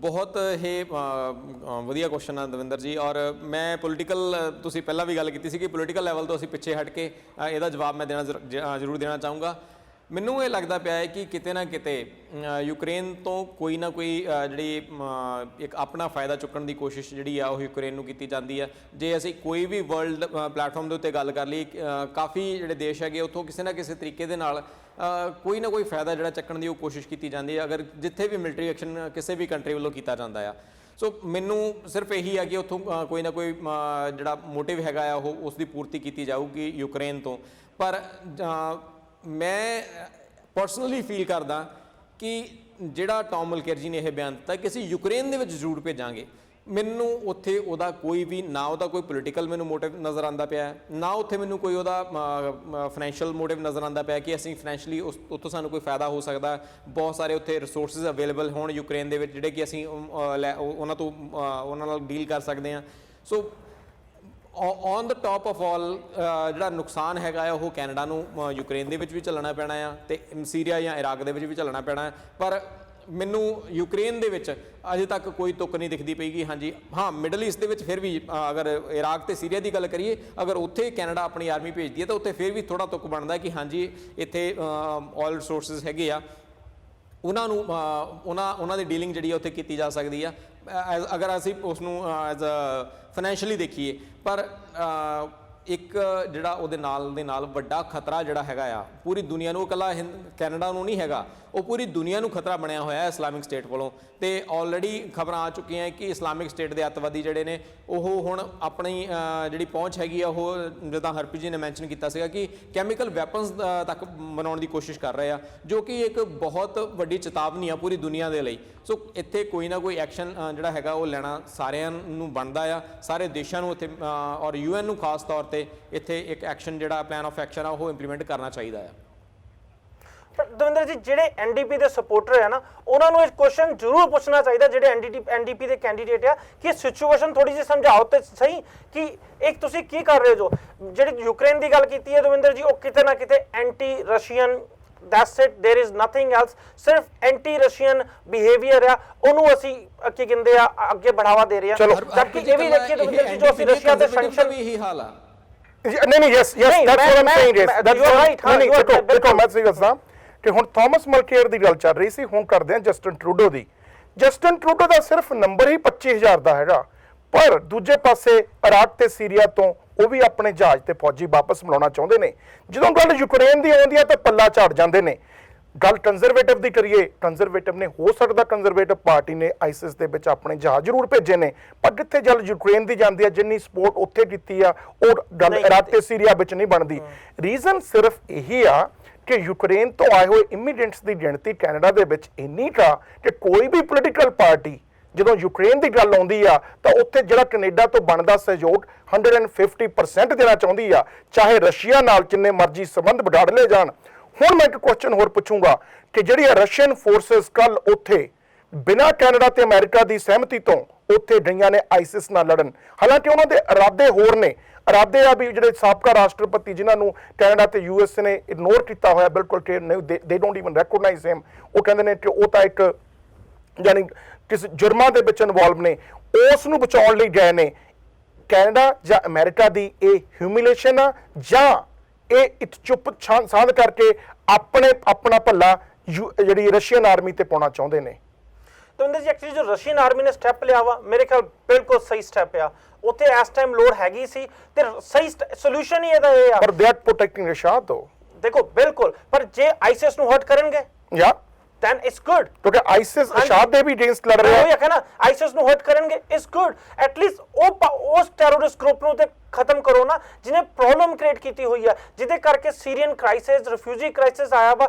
ਸਿਰਫ ਅਸੀਂ ਜੇ ਕਹੀਏ ਜਿੱਦਾਂ ਤੁਸੀਂ ਜਸਟਿਨ ਟਰੂਡੋ ਜੀ ਦੀ ਨੰਬਰ ਗੱਲ ਕੀਤੀ 25,000 ਦੀ, ਆਈ ਮੀਨ ਬਹੁਤ ਵੱਡੀ ਪ੍ਰੋਬਲਮ ਹੈ ਦਵਿੰਦਰ ਜੀ। ਜਿਹੜੀ ਤੁਸੀਂ ਮੈਨੂੰ ਲਾਸਟ 2-3 ਡਿਬੇਟ ਕੁਐਸਚਨ ਪੁੱਛਿਆ ਸੀ, ਤੁਸੀਂ ਸਕਰੀਨਿੰਗ ਕਿੱਦਾਂ ਕਰੋਗੇ, ਕੋਈ ਸੋਲੂਸ਼ਨ ਹੈ ਹੀ ਨਹੀਂ ਆ ਕਿਸੇ ਕੋਲ ਦਵਿੰਦਰ ਜੀ। ਤੇ ਇਹਦੇ ਵਿੱਚ ਜੋ ਸਟੀਫਨ ਹਾਰਪਰ ਜੀ ਕਹਿ ਰਹੇ ਨੇ ਕਿ ਇਹ ਬਹੁਤ ਵੱਡਾ ਇਸ਼ੂ ਆ, ਇਸਸੇ ਕਾਫੀ ਡੇਂਜਰਸ ਇਸ਼ੂ ਆ, we need to handle it properly. I think ਉਹ ਬਿਲਕੁਲ ਸਹੀ ਕਹਿ ਰਹੇ ਨੇ। ਤੇ ਜੇ ਕੱਲ ਜਸਟਿਨ ਟਰੂਡੋ ਜੀ ਪ੍ਰਧਾਨ ਮੰਤਰੀ ਬਣ ਜਾਣ, ਟੌਮ ਮਲਕੇਰ ਜੀ ਬਣਨ, ਇਹਨਾਂ ਦੋਵਾਂ ਨੇ ਵੀ ਇਹੀ ਗੱਲ ਕਹਿਣੀ ਹੈ ਦਵਿੰਦਰ ਜੀ। ਦੇਖੋ ਹਰਪ੍ਰੀਤ ਜੀ, ਜਿਹੜੀ ਸਮੱਸਿਆ ਹੈ ਜੀ ਸਾਨੂੰ ਸਾਰਾ ਪਤਾ, ਪਰ ਮੈਂ ਜਿਵੇਂ ਪਹਿਲਾਂ ਵੀ ਬੇਨਤੀ ਕੀਤੀ ਸੀ ਇੱਕ ਦੋ ਡਿਬੇਟ ਦੇ ਵਿੱਚ ਕਿ ਜਦੋਂ ਇਹ ਕੈਨੇਡਾ ਦੇ ਵਿੱਚ ਇੱਕ ਇਲੈਕਸ਼ਨ ਇਸ਼ੂ ਬਣਦਾ ਜਾ ਰਿਹਾ, ਰਿਫਿਊਜੀਜ਼ ਦਾ ਨੰਬਰ, ਉਸ ਦਾ ਜਿਹੜਾ ਫਾਇਦਾ NDP ਤੇ ਲਿਬਰਲ ਲੈ ਰਹੇ ਸੀ। ਪਰ ਜੇ ਅੱਜ ਦੀ ਜਿਹੜੀ ਪ੍ਰੈਸ ਕਾਨਫਰੰਸ ਸੀ ਸਟੀਵਨ ਹਾਰਪਰ ਦੀ ਦੇਖੀ ਜਾਵੇ ਤਾਂ ਕਿਤੋਂ ਨਾ ਕਿਤੋਂ ਇਹ ਲੱਗਦਾ ਕਿ ਵੀਕਐਂਡ ਤੋਂ ਬਾਅਦ ਇੱਕ ਸਟੇਟਮੈਂਟ ਆ ਜਾਣੀ ਆ ਕਿ ਅਸੀਂ ਵੀ ਪੋਲ ਖੋਲ ਰਹੇ ਹਾਂ। ਕਿਉਂਕਿ ਜਿਹੜੇ ਪੋਲ ਜਾ ਰਹੇ ਸੀ ਕਿ ਕੰਜ਼ਰਵੇਟਿਵ ਪਾਰਟੀ ਸੀਰੀਅਨ ਰਿਫਿਊਜੀਜ਼ ਦੇ ਲਈ ਕੁਝ ਨਹੀਂ ਕਰ ਰਹੀ, ਪਰ ਜਦੋਂ ਹੁਣ ਦੇਖਿਆ ਪੋਲ ਦੇ ਵਿੱਚ ਕੰਜ਼ਰਵੇਟਿਵ ਪਾਰਟੀ ਡਾਊਨ ਜਾ ਰਹੀ ਹੈ, ਉਸ ਕਰਕੇ ਤਾਂ ਮੈਨੂੰ ਲੱਗਦਾ ਸਟੀਵਨ ਹਾਰਪਰ ਵੀ ਉਸ ਦੇ ਨਾਲ ਕਿਤੇ ਨਾ ਕਿਤੇ ਪਾਰਟੀ ਪਾਲਿਸੀ ਤੋਂ ਉੱਪਰ ਉੱਠ ਕੇ ਇਹ ਗੱਲ ਕਰਨਗੇ ਜਿਸ ਦਾ ਖਮਿਆਜਾ ਕੈਨੇਡਾ ਨੂੰ ਭੁਗਤਣਾ ਪੈ ਸਕਦਾ। ਕਿਉਂਕਿ ਜਦੋਂ ਗੱਲ 25,000 10,000 ਦੀ ਹੋਵੇ ਤਾਂ ਜਿਹੜੇ ਮੌਕੇ ਦੇ ਪ੍ਰਧਾਨ ਮੰਤਰੀ ਨੇ ਉਹਨਾਂ ਦੀ ਜ਼ਿੰਮੇਵਾਰੀ ਜ਼ਿਆਦਾ ਬਣਦੀ ਆ, ਜ਼ਿੰਮੇਵਾਰੀ ਨੂੰ ਨਿਭਾ ਰਹੇ ਸੀ। ਪਰ ਜਦੋਂ ਇਲੈਕਸ਼ਨ ਇਸ਼ੂ ਬਣ ਗਿਆ, ਉਸ ਦੇ ਨਾਲ ਲੋਕਾਂ ਦੀਆਂ ਭਾਵਨਾਵਾਂ ਦੇ ਨਾਲ ਚੱਲਣ ਲਈ ਵੋਟਾਂ ਦੀ ਵੀ ਲੋੜ ਹੁੰਦੀ ਆ। ਕਿਤੇ ਨਾ ਕਿਤੇ ਤਿੰਨੇ ਪਾਰਟੀਆਂ ਇਸ ਨੂੰ ਆਪਣੀ ਪਾਰਟੀ ਪਾਲਿਸੀ ਤੋਂ ਉੱਠ ਕੇ, ਲੋਕਾਂ ਦੇ ਇਮੋਸ਼ਨ ਉੱਠ ਕੇ ਆਪਣੇ ਪੋਲ ਨੰਬਰ ਨੂੰ ਅੱਗੇ ਲਿਆਉਣ ਦੀ ਗੱਲ ਕਰਾਂਗੇ। ਪਹਿਲੀ ਗੱਲ ਤਾਂ ਸੀ ਰਿਫਿਊਜੀ ਕ੍ਰਾਈਸਿਸ ਦੀ। ਦੂਜੀ ਗੱਲ ਕਰਦੇ ਹਾਂ ਪਰਮਿੰਦਰ ਸਿੰਘ ਜੀ ਕਿ ਅਸੀਂ ਦੇਖ ਰਹੇ ਹਾਂ ਕਿ ਤਿੰਨੇ ਪਾਰਟੀਆਂ ਨੈਕ ਟੂ ਨੈਕ ਹੋ ਚੁੱਕੀਆਂ ਨੇ ਪੋਲ ਦੇ ਵਿੱਚ। ਰੀਜ਼ਨ ਇਹ ਆ ਕਿ ਹੁਣ ਥੋੜਾ ਜਿਹਾ ਆਪਾਂ ਵਿਚਾਰ ਕਰਨਾ ਚਾਹਾਂਗੇ NDP ਤੇ ਲਿਬਰਲ ਪਾਰਟੀ ਤੇ ਕੰਜ਼ਰਵੇਟਿਵ ਪਾਰਟੀ ਤੇ। ਜਦੋਂ ਦਾ ਕੈਂਪੇਨ ਸ਼ੁਰੂ ਹੋਇਆ NDP ਪਾਰਟੀ ਆਲਮੋਸਟ ਪਹਿਲੇ ਨੰਬਰ ਤੇ ਚੱਲ ਰਹੀ ਆ। ਅੱਜ ਦੇ ਪੋਲ ਦੇ ਵਿੱਚ ਹਾਲਾਂਕਿ ਟਾਈਟ ਰੇਸ ਆ, ਪਰ ਤੀਜੇ ਨੰਬਰ ਦੇ ਵਿੱਚ ਆ। ਜੇ ਗੱਲ NDP ਦੀ ਕੀਤੀ ਜਾਵੇ, ਪਹਿਲਾਂ NDP ਬਾਰੇ ਮੈਂ ਤੁਹਾਨੂੰ ਦੋਹਾਂ ਤੋਂ ਵਿਚਾਰ ਲਵਾਂਗਾ। ਤੇ ਜਦੋਂ ਐਨਡੀਪੀ ਦੇ ਪੋਲ ਨੰਬਰ ਸਭ ਤੋਂ ਉੱਤੇ ਆ ਰਹੇ ਸੀ, ਹੁਣ ਥੱਲੇ ਜਾ ਰਹੇ ਨੇ, ਕੀ ਥਾਮਸ ਮਲਕੇਅਰ ਅਜਿਹੀ ਕੋਈ ਪਾਲਿਸੀ ਲੈ ਕੇ ਆਉਣਗੇ ਕਿ ਉਹਨਾਂ ਦੇ ਪੋਲ ਨੰਬਰ ਫੇਰ ਹੀ was actually almost at 40% one time, ਉਹ ਲੈ ਕੇ ਆਉਣਗੇ ਕਿ ਉੱਥੇ ਦੁਬਾਰਾ ਪਹੁੰਚ ਜਾਣ, ਜਾਂ ਹੁਣ ਉਹਨਾਂ ਦੀ ਹਵਾ ਨਿਕਲ ਚੁੱਕੀ ਆ? ਦਵਿੰਦਰ ਜੀ, ਇੱਥੇ ਮੈਂ ਪਾਰਟੀ ਕਿਸੇ ਵੀ ਪਾਰਟੀ ਦਾ ਪੱਖ ਨਹੀਂ ਲਊਂਗਾ। ਮੈਂ ਐਜ਼ ਅ ਆਬਜ਼ਰਵਰ ਮੈਂ ਅਗਰ ਦੇਖਾਂ ਤੇ ਮੈਨੂੰ ਲੱਗਦਾ ਪਿਆ ਕਿ ਐਨਡੀਪੀ ਪਾਰਟੀ ਦੇ ਕੋਲ ਹੁਣ ਜਿਹੜੀਆਂ ਉਹਨਾਂ ਦੀਆਂ ਪਾਲਿਸੀਜ਼ ਉਹ ਅਨਾਉਂਸ ਕਰਨੀਆਂ ਸੀਗੀਆਂ, ਉਹ ਸ਼ਾਇਦ ਉਹ ਲਿਸਟ ਖਤਮ ਹੋ ਚੁੱਕੀ ਆ ਉਹਨਾਂ ਦੇ ਕੋਲ, ਔਰ ਜੇ ਹੁਣ ਕੁਝ ਕਰਨਗੇ ਵੀ ਤੇ ਉਹ ਆਊਟ ਆਫ ਦਾ ਵੇ ਜਾ ਕੇ ਕੋਈ ਨਾ ਕੋਈ ਅਨਾਉਂਸਮੈਂਟ ਕਰਨਗੇ, ਜਿਹੜੀ ਸ਼ਾਇਦ ਫਿਜ਼ੀਬਲ ਨਹੀਂ ਹੈਗੀ। ਈਵਨ ਇਹ ਇਕੱਲਾ ਐਨਡੀਪੀ ਦੇ ਨਹੀਂ, ਇਹ ਕੰਜ਼ਰਵੇਟਿਵ ਦਾ ਵੀ ਸ਼ਾਇਦ ਕੁਝ ਇਦਾਂ ਦਾ ਹੀ ਹਾਲ ਹੋ ਗਿਆ। ਜਿਹੜੀ ਤੁਸੀਂ ਪਹਿਲਾਂ ਗੱਲ ਕਰ ਰਹੇ ਸੀਗੇ ਕਿ ਸੀਰੀਆ ਕ੍ਰਾਈਸਿਸ ਨੂੰ ਲੈ ਕੇ ਵੀ ਕੋਈ ਅਨਾਉਂਸਮੈਂਟ ਅਗਲੇ ਹਫ਼ਤੇ ਤੱਕ ਆਉਣ ਦੀ ਉਮੀਦ ਹੈਗੀ ਆ, ਸੋ ਉਹ ਵੀ ਆਊਟ ਆਫ ਦਾ ਵੇ ਜਾ ਕੇ ਉਹ ਕੋਈ ਅਨਾਉਂਸਮੈਂਟ ਕਰਨਗੇ ਤੇ ਸ਼ਾਇਦ ਅੱਗੇ ਜਾ ਕੇ ਉਹਨੂੰ ਫੁੱਲਫਿਲ ਕਰਨ ਦੀ ਕੋਸ਼ਿਸ਼ ਵੀ ਨਹੀਂ ਕੀਤੀ ਜਾਊਗੀ। ਇਹ ਸ਼ਾਇਦ ਹਰ ਇੱਕ ਪਾਰਟੀ ਦੇ ਲਈ ਇਹ ਇਸ ਟਾਈਮ ਦੇ ਉੱਤੇ ਐਪਲੀਕੇਬਲ ਹੈਗਾ ਆ, ਪਰ ਨਾਲ ਦੀ ਨਾਲ ਜੇ ਅਸੀਂ ਦੇਖੀਏ ਤੇ ਸਾਰੇ ਹੰਡੇ ਹੋਏ ਲੀਡਰ ਹੈਗੇ ਆ, ਉਹਨਾਂ ਦੇ ਕੋਲ ਕੋਈ ਨਾ ਕੋਈ ਇਦਾਂ ਦੀਆਂ ਪਾਲਿਸੀਜ਼ ਅਜੇ ਤੱਕ ਉਹਨਾਂ ਨੇ ਸੰਭਾਲ ਕੇ ਰੱਖੀਆਂ ਹੋਣੀਆਂ, ਕਿਉਂਕਿ ਅਸੀਂ ਸਾਰੇ ਜਾਣਦੇ ਹਾਂ ਕਿ ਐਨਡੀਪੀ ਨੇ ਆਪਣੀ ਫੋਰਨ ਪਾਲਿਸੀ ਤੇ ਕਰ ਦਿੱਤੀ ਹੈ ਡਿਕਲੇਅਰ, ਪਰ ਬਹੁਤ ਸਾਰੀਆਂ ਹੋਰ ਪਾਲਿਸੀਜ਼ ਅਜੇ ਮੈਨੂੰ ਲੱਗਦਾ ਕਿ ਬਾਕੀ ਹੈਗੀਆਂ ਆ, ਜਿਨ੍ਹਾਂ ਦੇ ਵਿੱਚ ਇੱਕ ਇਮੀਗ੍ਰੇਸ਼ਨ ਪਾਲਿਸੀ ਜਿਹੜੀ ਹੈਗੀ ਆ ਉਹ ਅਜੇ ਤੱਕ ਉਹਨੇ ਪੂਰੀ ਤਰ੍ਹਾਂ ਬਾਹਰ ਨਹੀਂ ਕੱਢੀ ਹੈਗੀ। ਸ਼ਾਇਦ ਉਸ ਚੀਜ਼ ਨੂੰ ਲੈ ਕੇ ਜਦੋਂ ਗੱਲ ਨੰਬਰਸ ਦੀ ਕੀਤੀ ਜਾਵੇ ਕਿ ਜਸਟਿਨ ਟਰੂਡੋ ਦੇ 25,000 ਦਾ ਨੰਬਰ ਲਿਆਉਣ ਦੇ ਨਾਲ ਉਹਨਾਂ ਦੇ ਕੈਂਪੇਨ ਨੂੰ ਕਾਫੀ એનર્ਜੀ ਮਿਲੀ, ਕਾਫੀ એનર્ਜੈਟਿਕ ਕੈਂਪੇਨ ਹੋਇਆ, ਪੋਲ ਦੇ ਵਿੱਚ ਵੀ ਅੱਗੇ ਜਾ ਰਹੇ ਨੇ। ਸੋ ਜਦੋਂ ਇਲੈਕਸ਼ਨ ਕੈਂਪੇਨ ਸ਼ੁਰੂ ਹੋਇਆ ਸੀ ਤਾਂ ਤੁਹਾਨੂੰ ਮੈਂ ਯਾਦ ਕਰਵਾਉਣਾ ਕਿ 3 ਮੁੱਖ ਮੁੱਦੇ ਸੀਗੇ ਜਿਨ੍ਹਾਂ ਨੂੰ ਲੱਗਦਾ ਸੀ ਕਿ ਇਸ ਇਫੈਕਟ ਦੇ ਨਾਲ ਲੋਕੀ ਇਲੈਕਸ਼ਨ ਜਿੱਤ ਵੀ ਪਾਰਟੀਆਂ ਜਿੱਤ ਸਕਦੀਆਂ ਨੇ, ਪਾਰਟੀਆਂ ਹਾਰ ਸਕਦੀਆਂ ਨੇ। ਪਹਿਲਾ ਮਸਲਾ ਇਕਨੋਮੀ ਦਾ ਸੀ, ਦੂਜਾ ਮਸਲਾ ਮਾਈਕ ਡਫੀ ਦੇ ਟ੍ਰਾਇਲ ਦਾ ਸੀਗਾ, ਤੀਜਾ ਸੀਗਾ ਬਿੱਲ C-51 ਦਾ। ਜੇ ਅੱਜ ਦੀ ਡੇਟ ਦੇ ਵਿੱਚ ਗੱਲ ਕੀਤੀ ਜਾਵੇ ਤਾਂ ਸੀਰੀਅਨ ਕ੍ਰਾਈਸਿਸ, ਜਿਹੜੇ ਰਿਫਿਊਜੀ ਕ੍ਰਾਈਸਿਸ ਆ, ਉਹ ਪਹਿਲੇ ਨੰਬਰ ਤੇ ਬਣ ਚੁੱਕਿਆ, ਦੂਜੇ ਨੰਬਰ ਤੇ ਇਕਨੋਮੀ ਆ, ਤੀਜੇ ਨੰਬਰ ਤੇ ਜੇ ਗੱਲ ਕੀਤੀ ਜਾਵੇ ਤਾਂ ਜਿਹੜੀ ਟਰਸਟ ਦੀ ਗੱਲ ਕੀਤੀ ਜਾ ਰਹੀ ਹੈ ਕਿ ਕਿਹੜੀ ਪਾਰਟੀ ਤੇ ਟਰਸਟ ਕੀਤੀ ਜਾਵੇ, ਉਹ ਵਿਸ਼ਾ ਬਣਿਆ ਹੋਇਆ। ਕਿ ਇਹਨਾਂ ਟੌਪਿਕਸ ਨੂੰ ਜਾਂ ਇਹਨਾਂ ਮੁੱਦਿਆਂ ਨੂੰ ਲੜਦੇ ਹੋਏ ਜਿਹੜੀ ਕੰਜ਼ਰਵੇਟਿਵ ਪਾਰਟੀ ਨੇ ਸ਼ੁਰੂ ਤੋਂ ਲੈ ਕੇ ਹੁਣ ਤੱਕ ਨਾ ਤਾਂ ਉਹਨਾਂ ਦੇ ਨੰਬਰ ਵਧੇ ਨੇ ਨਾ ਘਟੇ ਨੇ, ਬਟ ਐਟਲੀਸਟ ਦੇ hold it. Can they hold it with the new policies, or will they go up, or will they go down? Harpreet ji. Davinder ਜੀ, ਕੰਜ਼ਰਵੇਟਿਵ ਪਾਰਟੀ ਆਪਾਂ ਜਿਹੜੇ 2 ਦਿਨ ਪਹਿਲਾਂ ਵੀ ਗੱਲ ਕੀਤੀ ਸੀ, ਐਕਚੁਅਲੀ ਮੈਂ ਉਹੀ ਚੀਜ਼ ਨਾਲ ਸਟਿਕ ਕਰੂੰਗਾ। ਕੰਜ਼ਰਵੇਟਿਵ ਪਾਰਟੀ ਨੂੰ ਜੋ ਹੁਣ ਅਫੈਕਟ ਆ ਰਿਹਾ, ਜਿੱਦਾਂ ਤੁਸੀਂ ਮਾਈਕ ਡਫੀ ਟ੍ਰਾਇਲ ਦੀ ਗੱਲ ਕੀਤੀ, ਸੀਰੀਅਨ ਰਿਫਿਊਜੀ ਦੀ ਗੱਲ ਕੀਤੀ, ਇਹਨਾਂ ਦਾ ਅਫੈਕਟ ਆ ਰਿਹਾ। ਇਹਨਾਂ ਨਾਲ ਕੰਜ਼ਰਵੇਟਿਵ ਪਾਰਟੀ ਦੇ ਜਿਹੜੇ ਨੰਬਰ ਆ ਉਹ ਉੱਤੇ ਥੱਲੇ ਹੋ ਰਹੇ ਨੇ। ਹੁਣ ਡਿਪੈਂਡ ਕਰਦਾ ਹੈ ਕਿ ਆਉਣ ਵਾਲੇ ਜਿਹੜੇ 5 ਵੀਕ ਬਚੇ ਆ ਇਹ ਕਿੱਦਾਂ ਜਾਂਦੇ ਨੇ। ਮੈਂ ਐਕਚੁਅਲੀ ਹਾਰਪਰ ਜੀ ਜੋ ਆਪਣੀ 2 ਚੀਜ਼ਾਂ ਨਾਲ ਸਟਿਕ ਕੀਤਾ ਸੀ ਉਹਨਾਂ ਸ਼ੁਰੂ ਤੋਂ, ਸਿਕਿਉਰਿਟੀ ਐਂਡ ਸੇਫਟੀ, ਉਹਦੇ ਨਾਲ ਅੱਜ ਹਾਰਪਰ ਜੀ ਨੇ ਆਪਾਂ ਵੇਖਿਆ 2 ਸਟੈਪ ਪਿੱਛੇ ਲੈ ਲਏ ਨੇ। ਤੇ ਸ਼ਾਇਦ ਜਿਹੜੀ ਤੁਸੀਂ ਗੱਲ ਕੀਤੀ ਕਿ ਵੀਕਐਂਡ ਤੇ ਕੋਈ ਅਨਾਉਂਸਮੈਂਟ ਆ ਜਾਏ, ਪਰ ਮੇਰੇ ਖਿਆਲ ਜੇ ਹਾਰਪਰ ਜੀ ਉੱਤੇ ਸਟਿਕ ਕੀਤੇ ਰਹਿੰਦੇ ਤੇ ਸ਼ਾਇਦ ਕੰਜ਼ਰਵੇਟਿਵ ਜੇ ਥੱਲੇ ਨਹੀਂ ਜਾਂਦੇ, ਜੇ ਉੱਤੇ ਨਹੀਂ ਜਾਂਦੇ ਤੇ ਥੱਲੇ ਵੀ ਨਹੀਂ ਜਾਂਦੇ। ਪਰ ਜਦੋਂ ਹੁਣ ਹਾਰਪਰ ਜੀ ਪੋਲ ਨੰਬਰ ਵੇਖਣ ਲੱਗੇ ਨੇ, ਜੇ ਉਹ ਆਪਣੀ ਪਾਲਿਸੀ ਚੇਂਜ ਕਰਨ ਲੱਗੇ ਸਿਕਿਉਰਿਟੀ ਨੂੰ ਲੈ ਕੇ, ਟੈਰਰਿਜ਼ਮ ਨੂੰ ਲੈ ਕੇ, ਤੇ ਮੇਰੇ ਖਿਆਲ ਇਹਦੇ ਕੰਜ਼ਰਵੇਟਿਵ ਪਾਰਟੀ ਦੇ ਨੰਬਰ ਥੱਲੇ ਜਾ ਸਕਦੇ ਨੇ। ਸੋ ਤੁਸੀਂ ਕਹਿ ਰਹੇ ਹੋ ਕਿ ਕਿਤੇ ਨਾ ਕਿਤੇ ਹਾਰਪਰ ਸਾਹਿਬ ਨੂੰ ਜਿਹੜਾ ਸਿਕਿਉਰਿਟੀ ਦਾ ਵਾਅਦਾ ਸੀ ਉਹ ਕੰਪਰੋਮਾਈਜ਼ ਕਰਨਾ ਪੋਲ ਦੇ ਨੰਬਰ ਦੇਖਦੇ ਹੋਏ? ਦੇਖੋ ਉਹ ਤਾਂ ਕਰ ਰਹੇ ਨੇ ਹਾਰਪਰ ਜੀ ਇਸ ਟਾਈਮ, ਰਾਈਟ। ਉਹਨਾਂ ਨੇ ਪੋਲ ਦੇ ਨੰਬਰ ਦੇਖਦੇ ਹੋਏ ਦੇਖੋ ਬਾਕੀ ਪ੍ਰੈਸ਼ਰ ਵੀ ਹੋਊਗਾ, ਔਰ ਜਿਹੜੀ ਉਹਨਾਂ ਦੀ ਟੀਮ ਹੈ ਉਹਨਾਂ ਸਾਰਿਆਂ ਤੋਂ ਕਿ ਸਾਡੇ ਨੰਬਰ ਥੱਲੇ ਜਾ ਰਹੇ ਨੇ, ਤੀਜੇ ਨੰਬਰ ਤੇ ਪਹੁੰਚ ਚੁੱਕੇ ਨੇ, ਪਹਿਲਾਂ ਦੂਜੇ ਨੰਬਰ ਤੇ ਸੀ, ਤੇ ਸ਼ਾਇਦ ਹੁਣ ਉਹ ਆਪਣੀ ਜਿਹੜੀ ਉਹ ਸਟ੍ਰੈਟਜੀ ਆ ਉਹ ਡਿਫਰੈਂਟ ਪਲੇ ਕਰਨਾ ਚਾਹੁੰਦੇ ਆ। ਤੇ ਮੇਰੇ ਖਿਆਲ ਜਦੋਂ ਹੀ ਉਹਨਾਂ ਨੇ ਡਿਫਰੈਂਟ ਸਟ੍ਰੈਟਜੀ ਪਲੇ ਕਰਨਗੇ ਤਾਂ ਮੈਨੂੰ ਜੋ ਲੱਗਦਾ ਕੰਜ਼ਰਵੇਟਿਵ ਦਾ ਨੁਕਸਾਨ ਹੋਊਗਾ। ਜੇ ਉਹ ਰਿਫਿਊਜੀ ਜ਼ਿਆਦਾ ਲੈ ਕੇ ਆਉਣ ਦਾ ਕੋਈ ਕੋਸ਼ਿਸ਼ ਕਰਦੇ ਨੇ ਤਾਂ ਤੁਹਾਨੂੰ ਲੱਗਦਾ ਕੋਈ ਫਾਇਦਾ ਨਹੀਂ ਹੋਊਗਾ, ਨੁਕਸਾਨ ਜ਼ਰੂਰ ਹੋ ਸਕਦਾ, ਕਿਉਂਕਿ ਕਿਤੇ ਨਾ ਕਿਤੇ ਆਪਣੀ ਪਾਰਟੀ ਪਾਲਿਸੀ ਤੁਹਾਨੂੰ ਚੇਂਜ ਕਰਨੀ ਪੈਣੀ ਆ। ਜਿਹੜੀ ਸਟਰੋਂਗ ਇਕਨੋਮੀ ਤੇ ਸਿਕਿਉਰਿਟੀ ਦੀ ਗੱਲ ਕੀਤੀ ਜਾ ਰਹੀ ਸੀ ਕਿ ਇਕਨੋਮੀ ਦੇ ਵਿੱਚ ਅਸੀਂ ਦੇਖ ਰਹੇ ਹਾਂ ਕਿ ਟੈਕਨੀਕਲ ਰਿਸੈਸ਼ਨ 2 ਕੁਆਰਟਰਸ ਦਾ ਜਿਹੜਾ ਡਾਊਨਟਰਨ ਗਿਆ, ਉਹਦੇ ਨਾਲ ਅਸੀਂ as a Canada we are in technical recession. ਜਿੱਥੇ ਗੱਲ ਸਿਕਿਉਰਿਟੀ ਦੀ ਕਰਦੇ ਹਾਂ, ਲੋਕਾਂ ਦੀਆਂ ਅੱਖਾਂ ਮੌਜੂਦਾ ਗੌਰਮੈਂਟ ਤੇ ਲੱਗੀਆਂ ਹੋਈਆਂ ਨੇ ਕਿ ਸਿਕਿਉਰਿਟੀ ਦੇ ਵਿਸ਼ੇ ਦੇ ਵਿੱਚ ਅੱਜ ਤੱਕ ਕਾਫੀ ਅੜੀਅਲ ਰਵੱਈਆ ਵੀ ਸੀ, ਜਾਂ ਉਹਨੂੰ ਪਾਲਿਸੀ ਕਹਿ ਲਈਏ। ਉਸ ਪਾਲਿਸੀ ਦੇ ਆਧਾਰ ਤੇ ਸਿਕਿਉਰਿਟੀ ਦੀ ਗੱਲ ਕੀਤੀ ਜਾਂਦੀ ਸੀ ਕਿ ਐਡੇ ਵੱਡੇ ਨੰਬਰ 'ਚ ਰਿਫਿਊਜੀਜ਼ ਨਹੀਂ ਲਿਆ ਜਾ ਸਕਦੇ ਕਿਉਂਕਿ ਸਿਕਿਉਰਿਟੀ ਇਸ਼ੂ ਆ। ਜੇ ਹੁਣ ਨੰਬਰ ਚੇਂਜ ਹੋਣ, ਜੇ ਨੈਚੁਰਲੀ ਸਿਕਿਉਰਿਟੀ ਵੀ ਚੇਂਜ ਹੋਊਗੀ ਤਾਂ ਹਰਪ੍ਰੀਤ ਜੀ ਦੇ ਮੁਤਾਬਕ ਇਹ ਖਾਮਿਆਜ਼ਾ ਥੋੜਾ ਜਿਹਾ ਜਿਹੜੇ ਪੋਲ ਦੇ ਨੰਬਰ ਦੇ ਵਿੱਚ ਆ ਉਹ ਡਾਊਨ ਟਰਨ ਲੈ ਕੇ ਆਊਗੀ ਕੰਜ਼ਰਵੇਟਿਵ ਪਾਰਟੀ ਦੇ ਲਈ। ਦਵਿੰਦਰ ਜੀ ਇੱਕ ਕਮੈਂਟ ਹੋਰ ਕਰਨਾ ਚਾਹੁੰਦਾ ਵਾਂ, ਜਿਹੜੇ ਤੁਸੀਂ ਰਿਫਿਊਜੀ ਕ੍ਰਾਈਸਿਸ ਦੀ ਗੱਲ ਕੀਤੀ ਕਿ ਜੇ ਹੁਣ ਹਾਰਪਰ ਜੀ ਰਿਫਿਊਜੀ ਕ੍ਰਾਈਸਿਸ ਦੇ ਵੱਡੇ ਨੰਬਰ ਦਿੰਦੇ ਆ, ਐਕਚੁਅਲੀ ਦੇਖੋ ਜਦੋਂ ਬੱਚੇ ਦੀ ਆਪਾਂ ਸਾਰਿਆਂ ਨੂੰ ਫੋਟੋ ਵੇਖਣ ਨੂੰ ਮਿਲੀ, ਉਹ ਸਾਰਿਆਂ 'ਚ ਕਿਉਂਕਿ ਬੱਚਾ ਸੀ, ਹਰ ਬੰਦੇ ਸਿੰਪੈਥੀ ਆਉਂਦੀ ਆ, ਉਹਦਾ ਫਾਇਦਾ ਚੱਕ ਲਿਆ ਜਸਟਿਨ ਟਰੂਡੋ ਜੀ ਨੇ ਤੇ ਟੌਮ ਮਲਕੇਰ ਜੀ ਨੇ।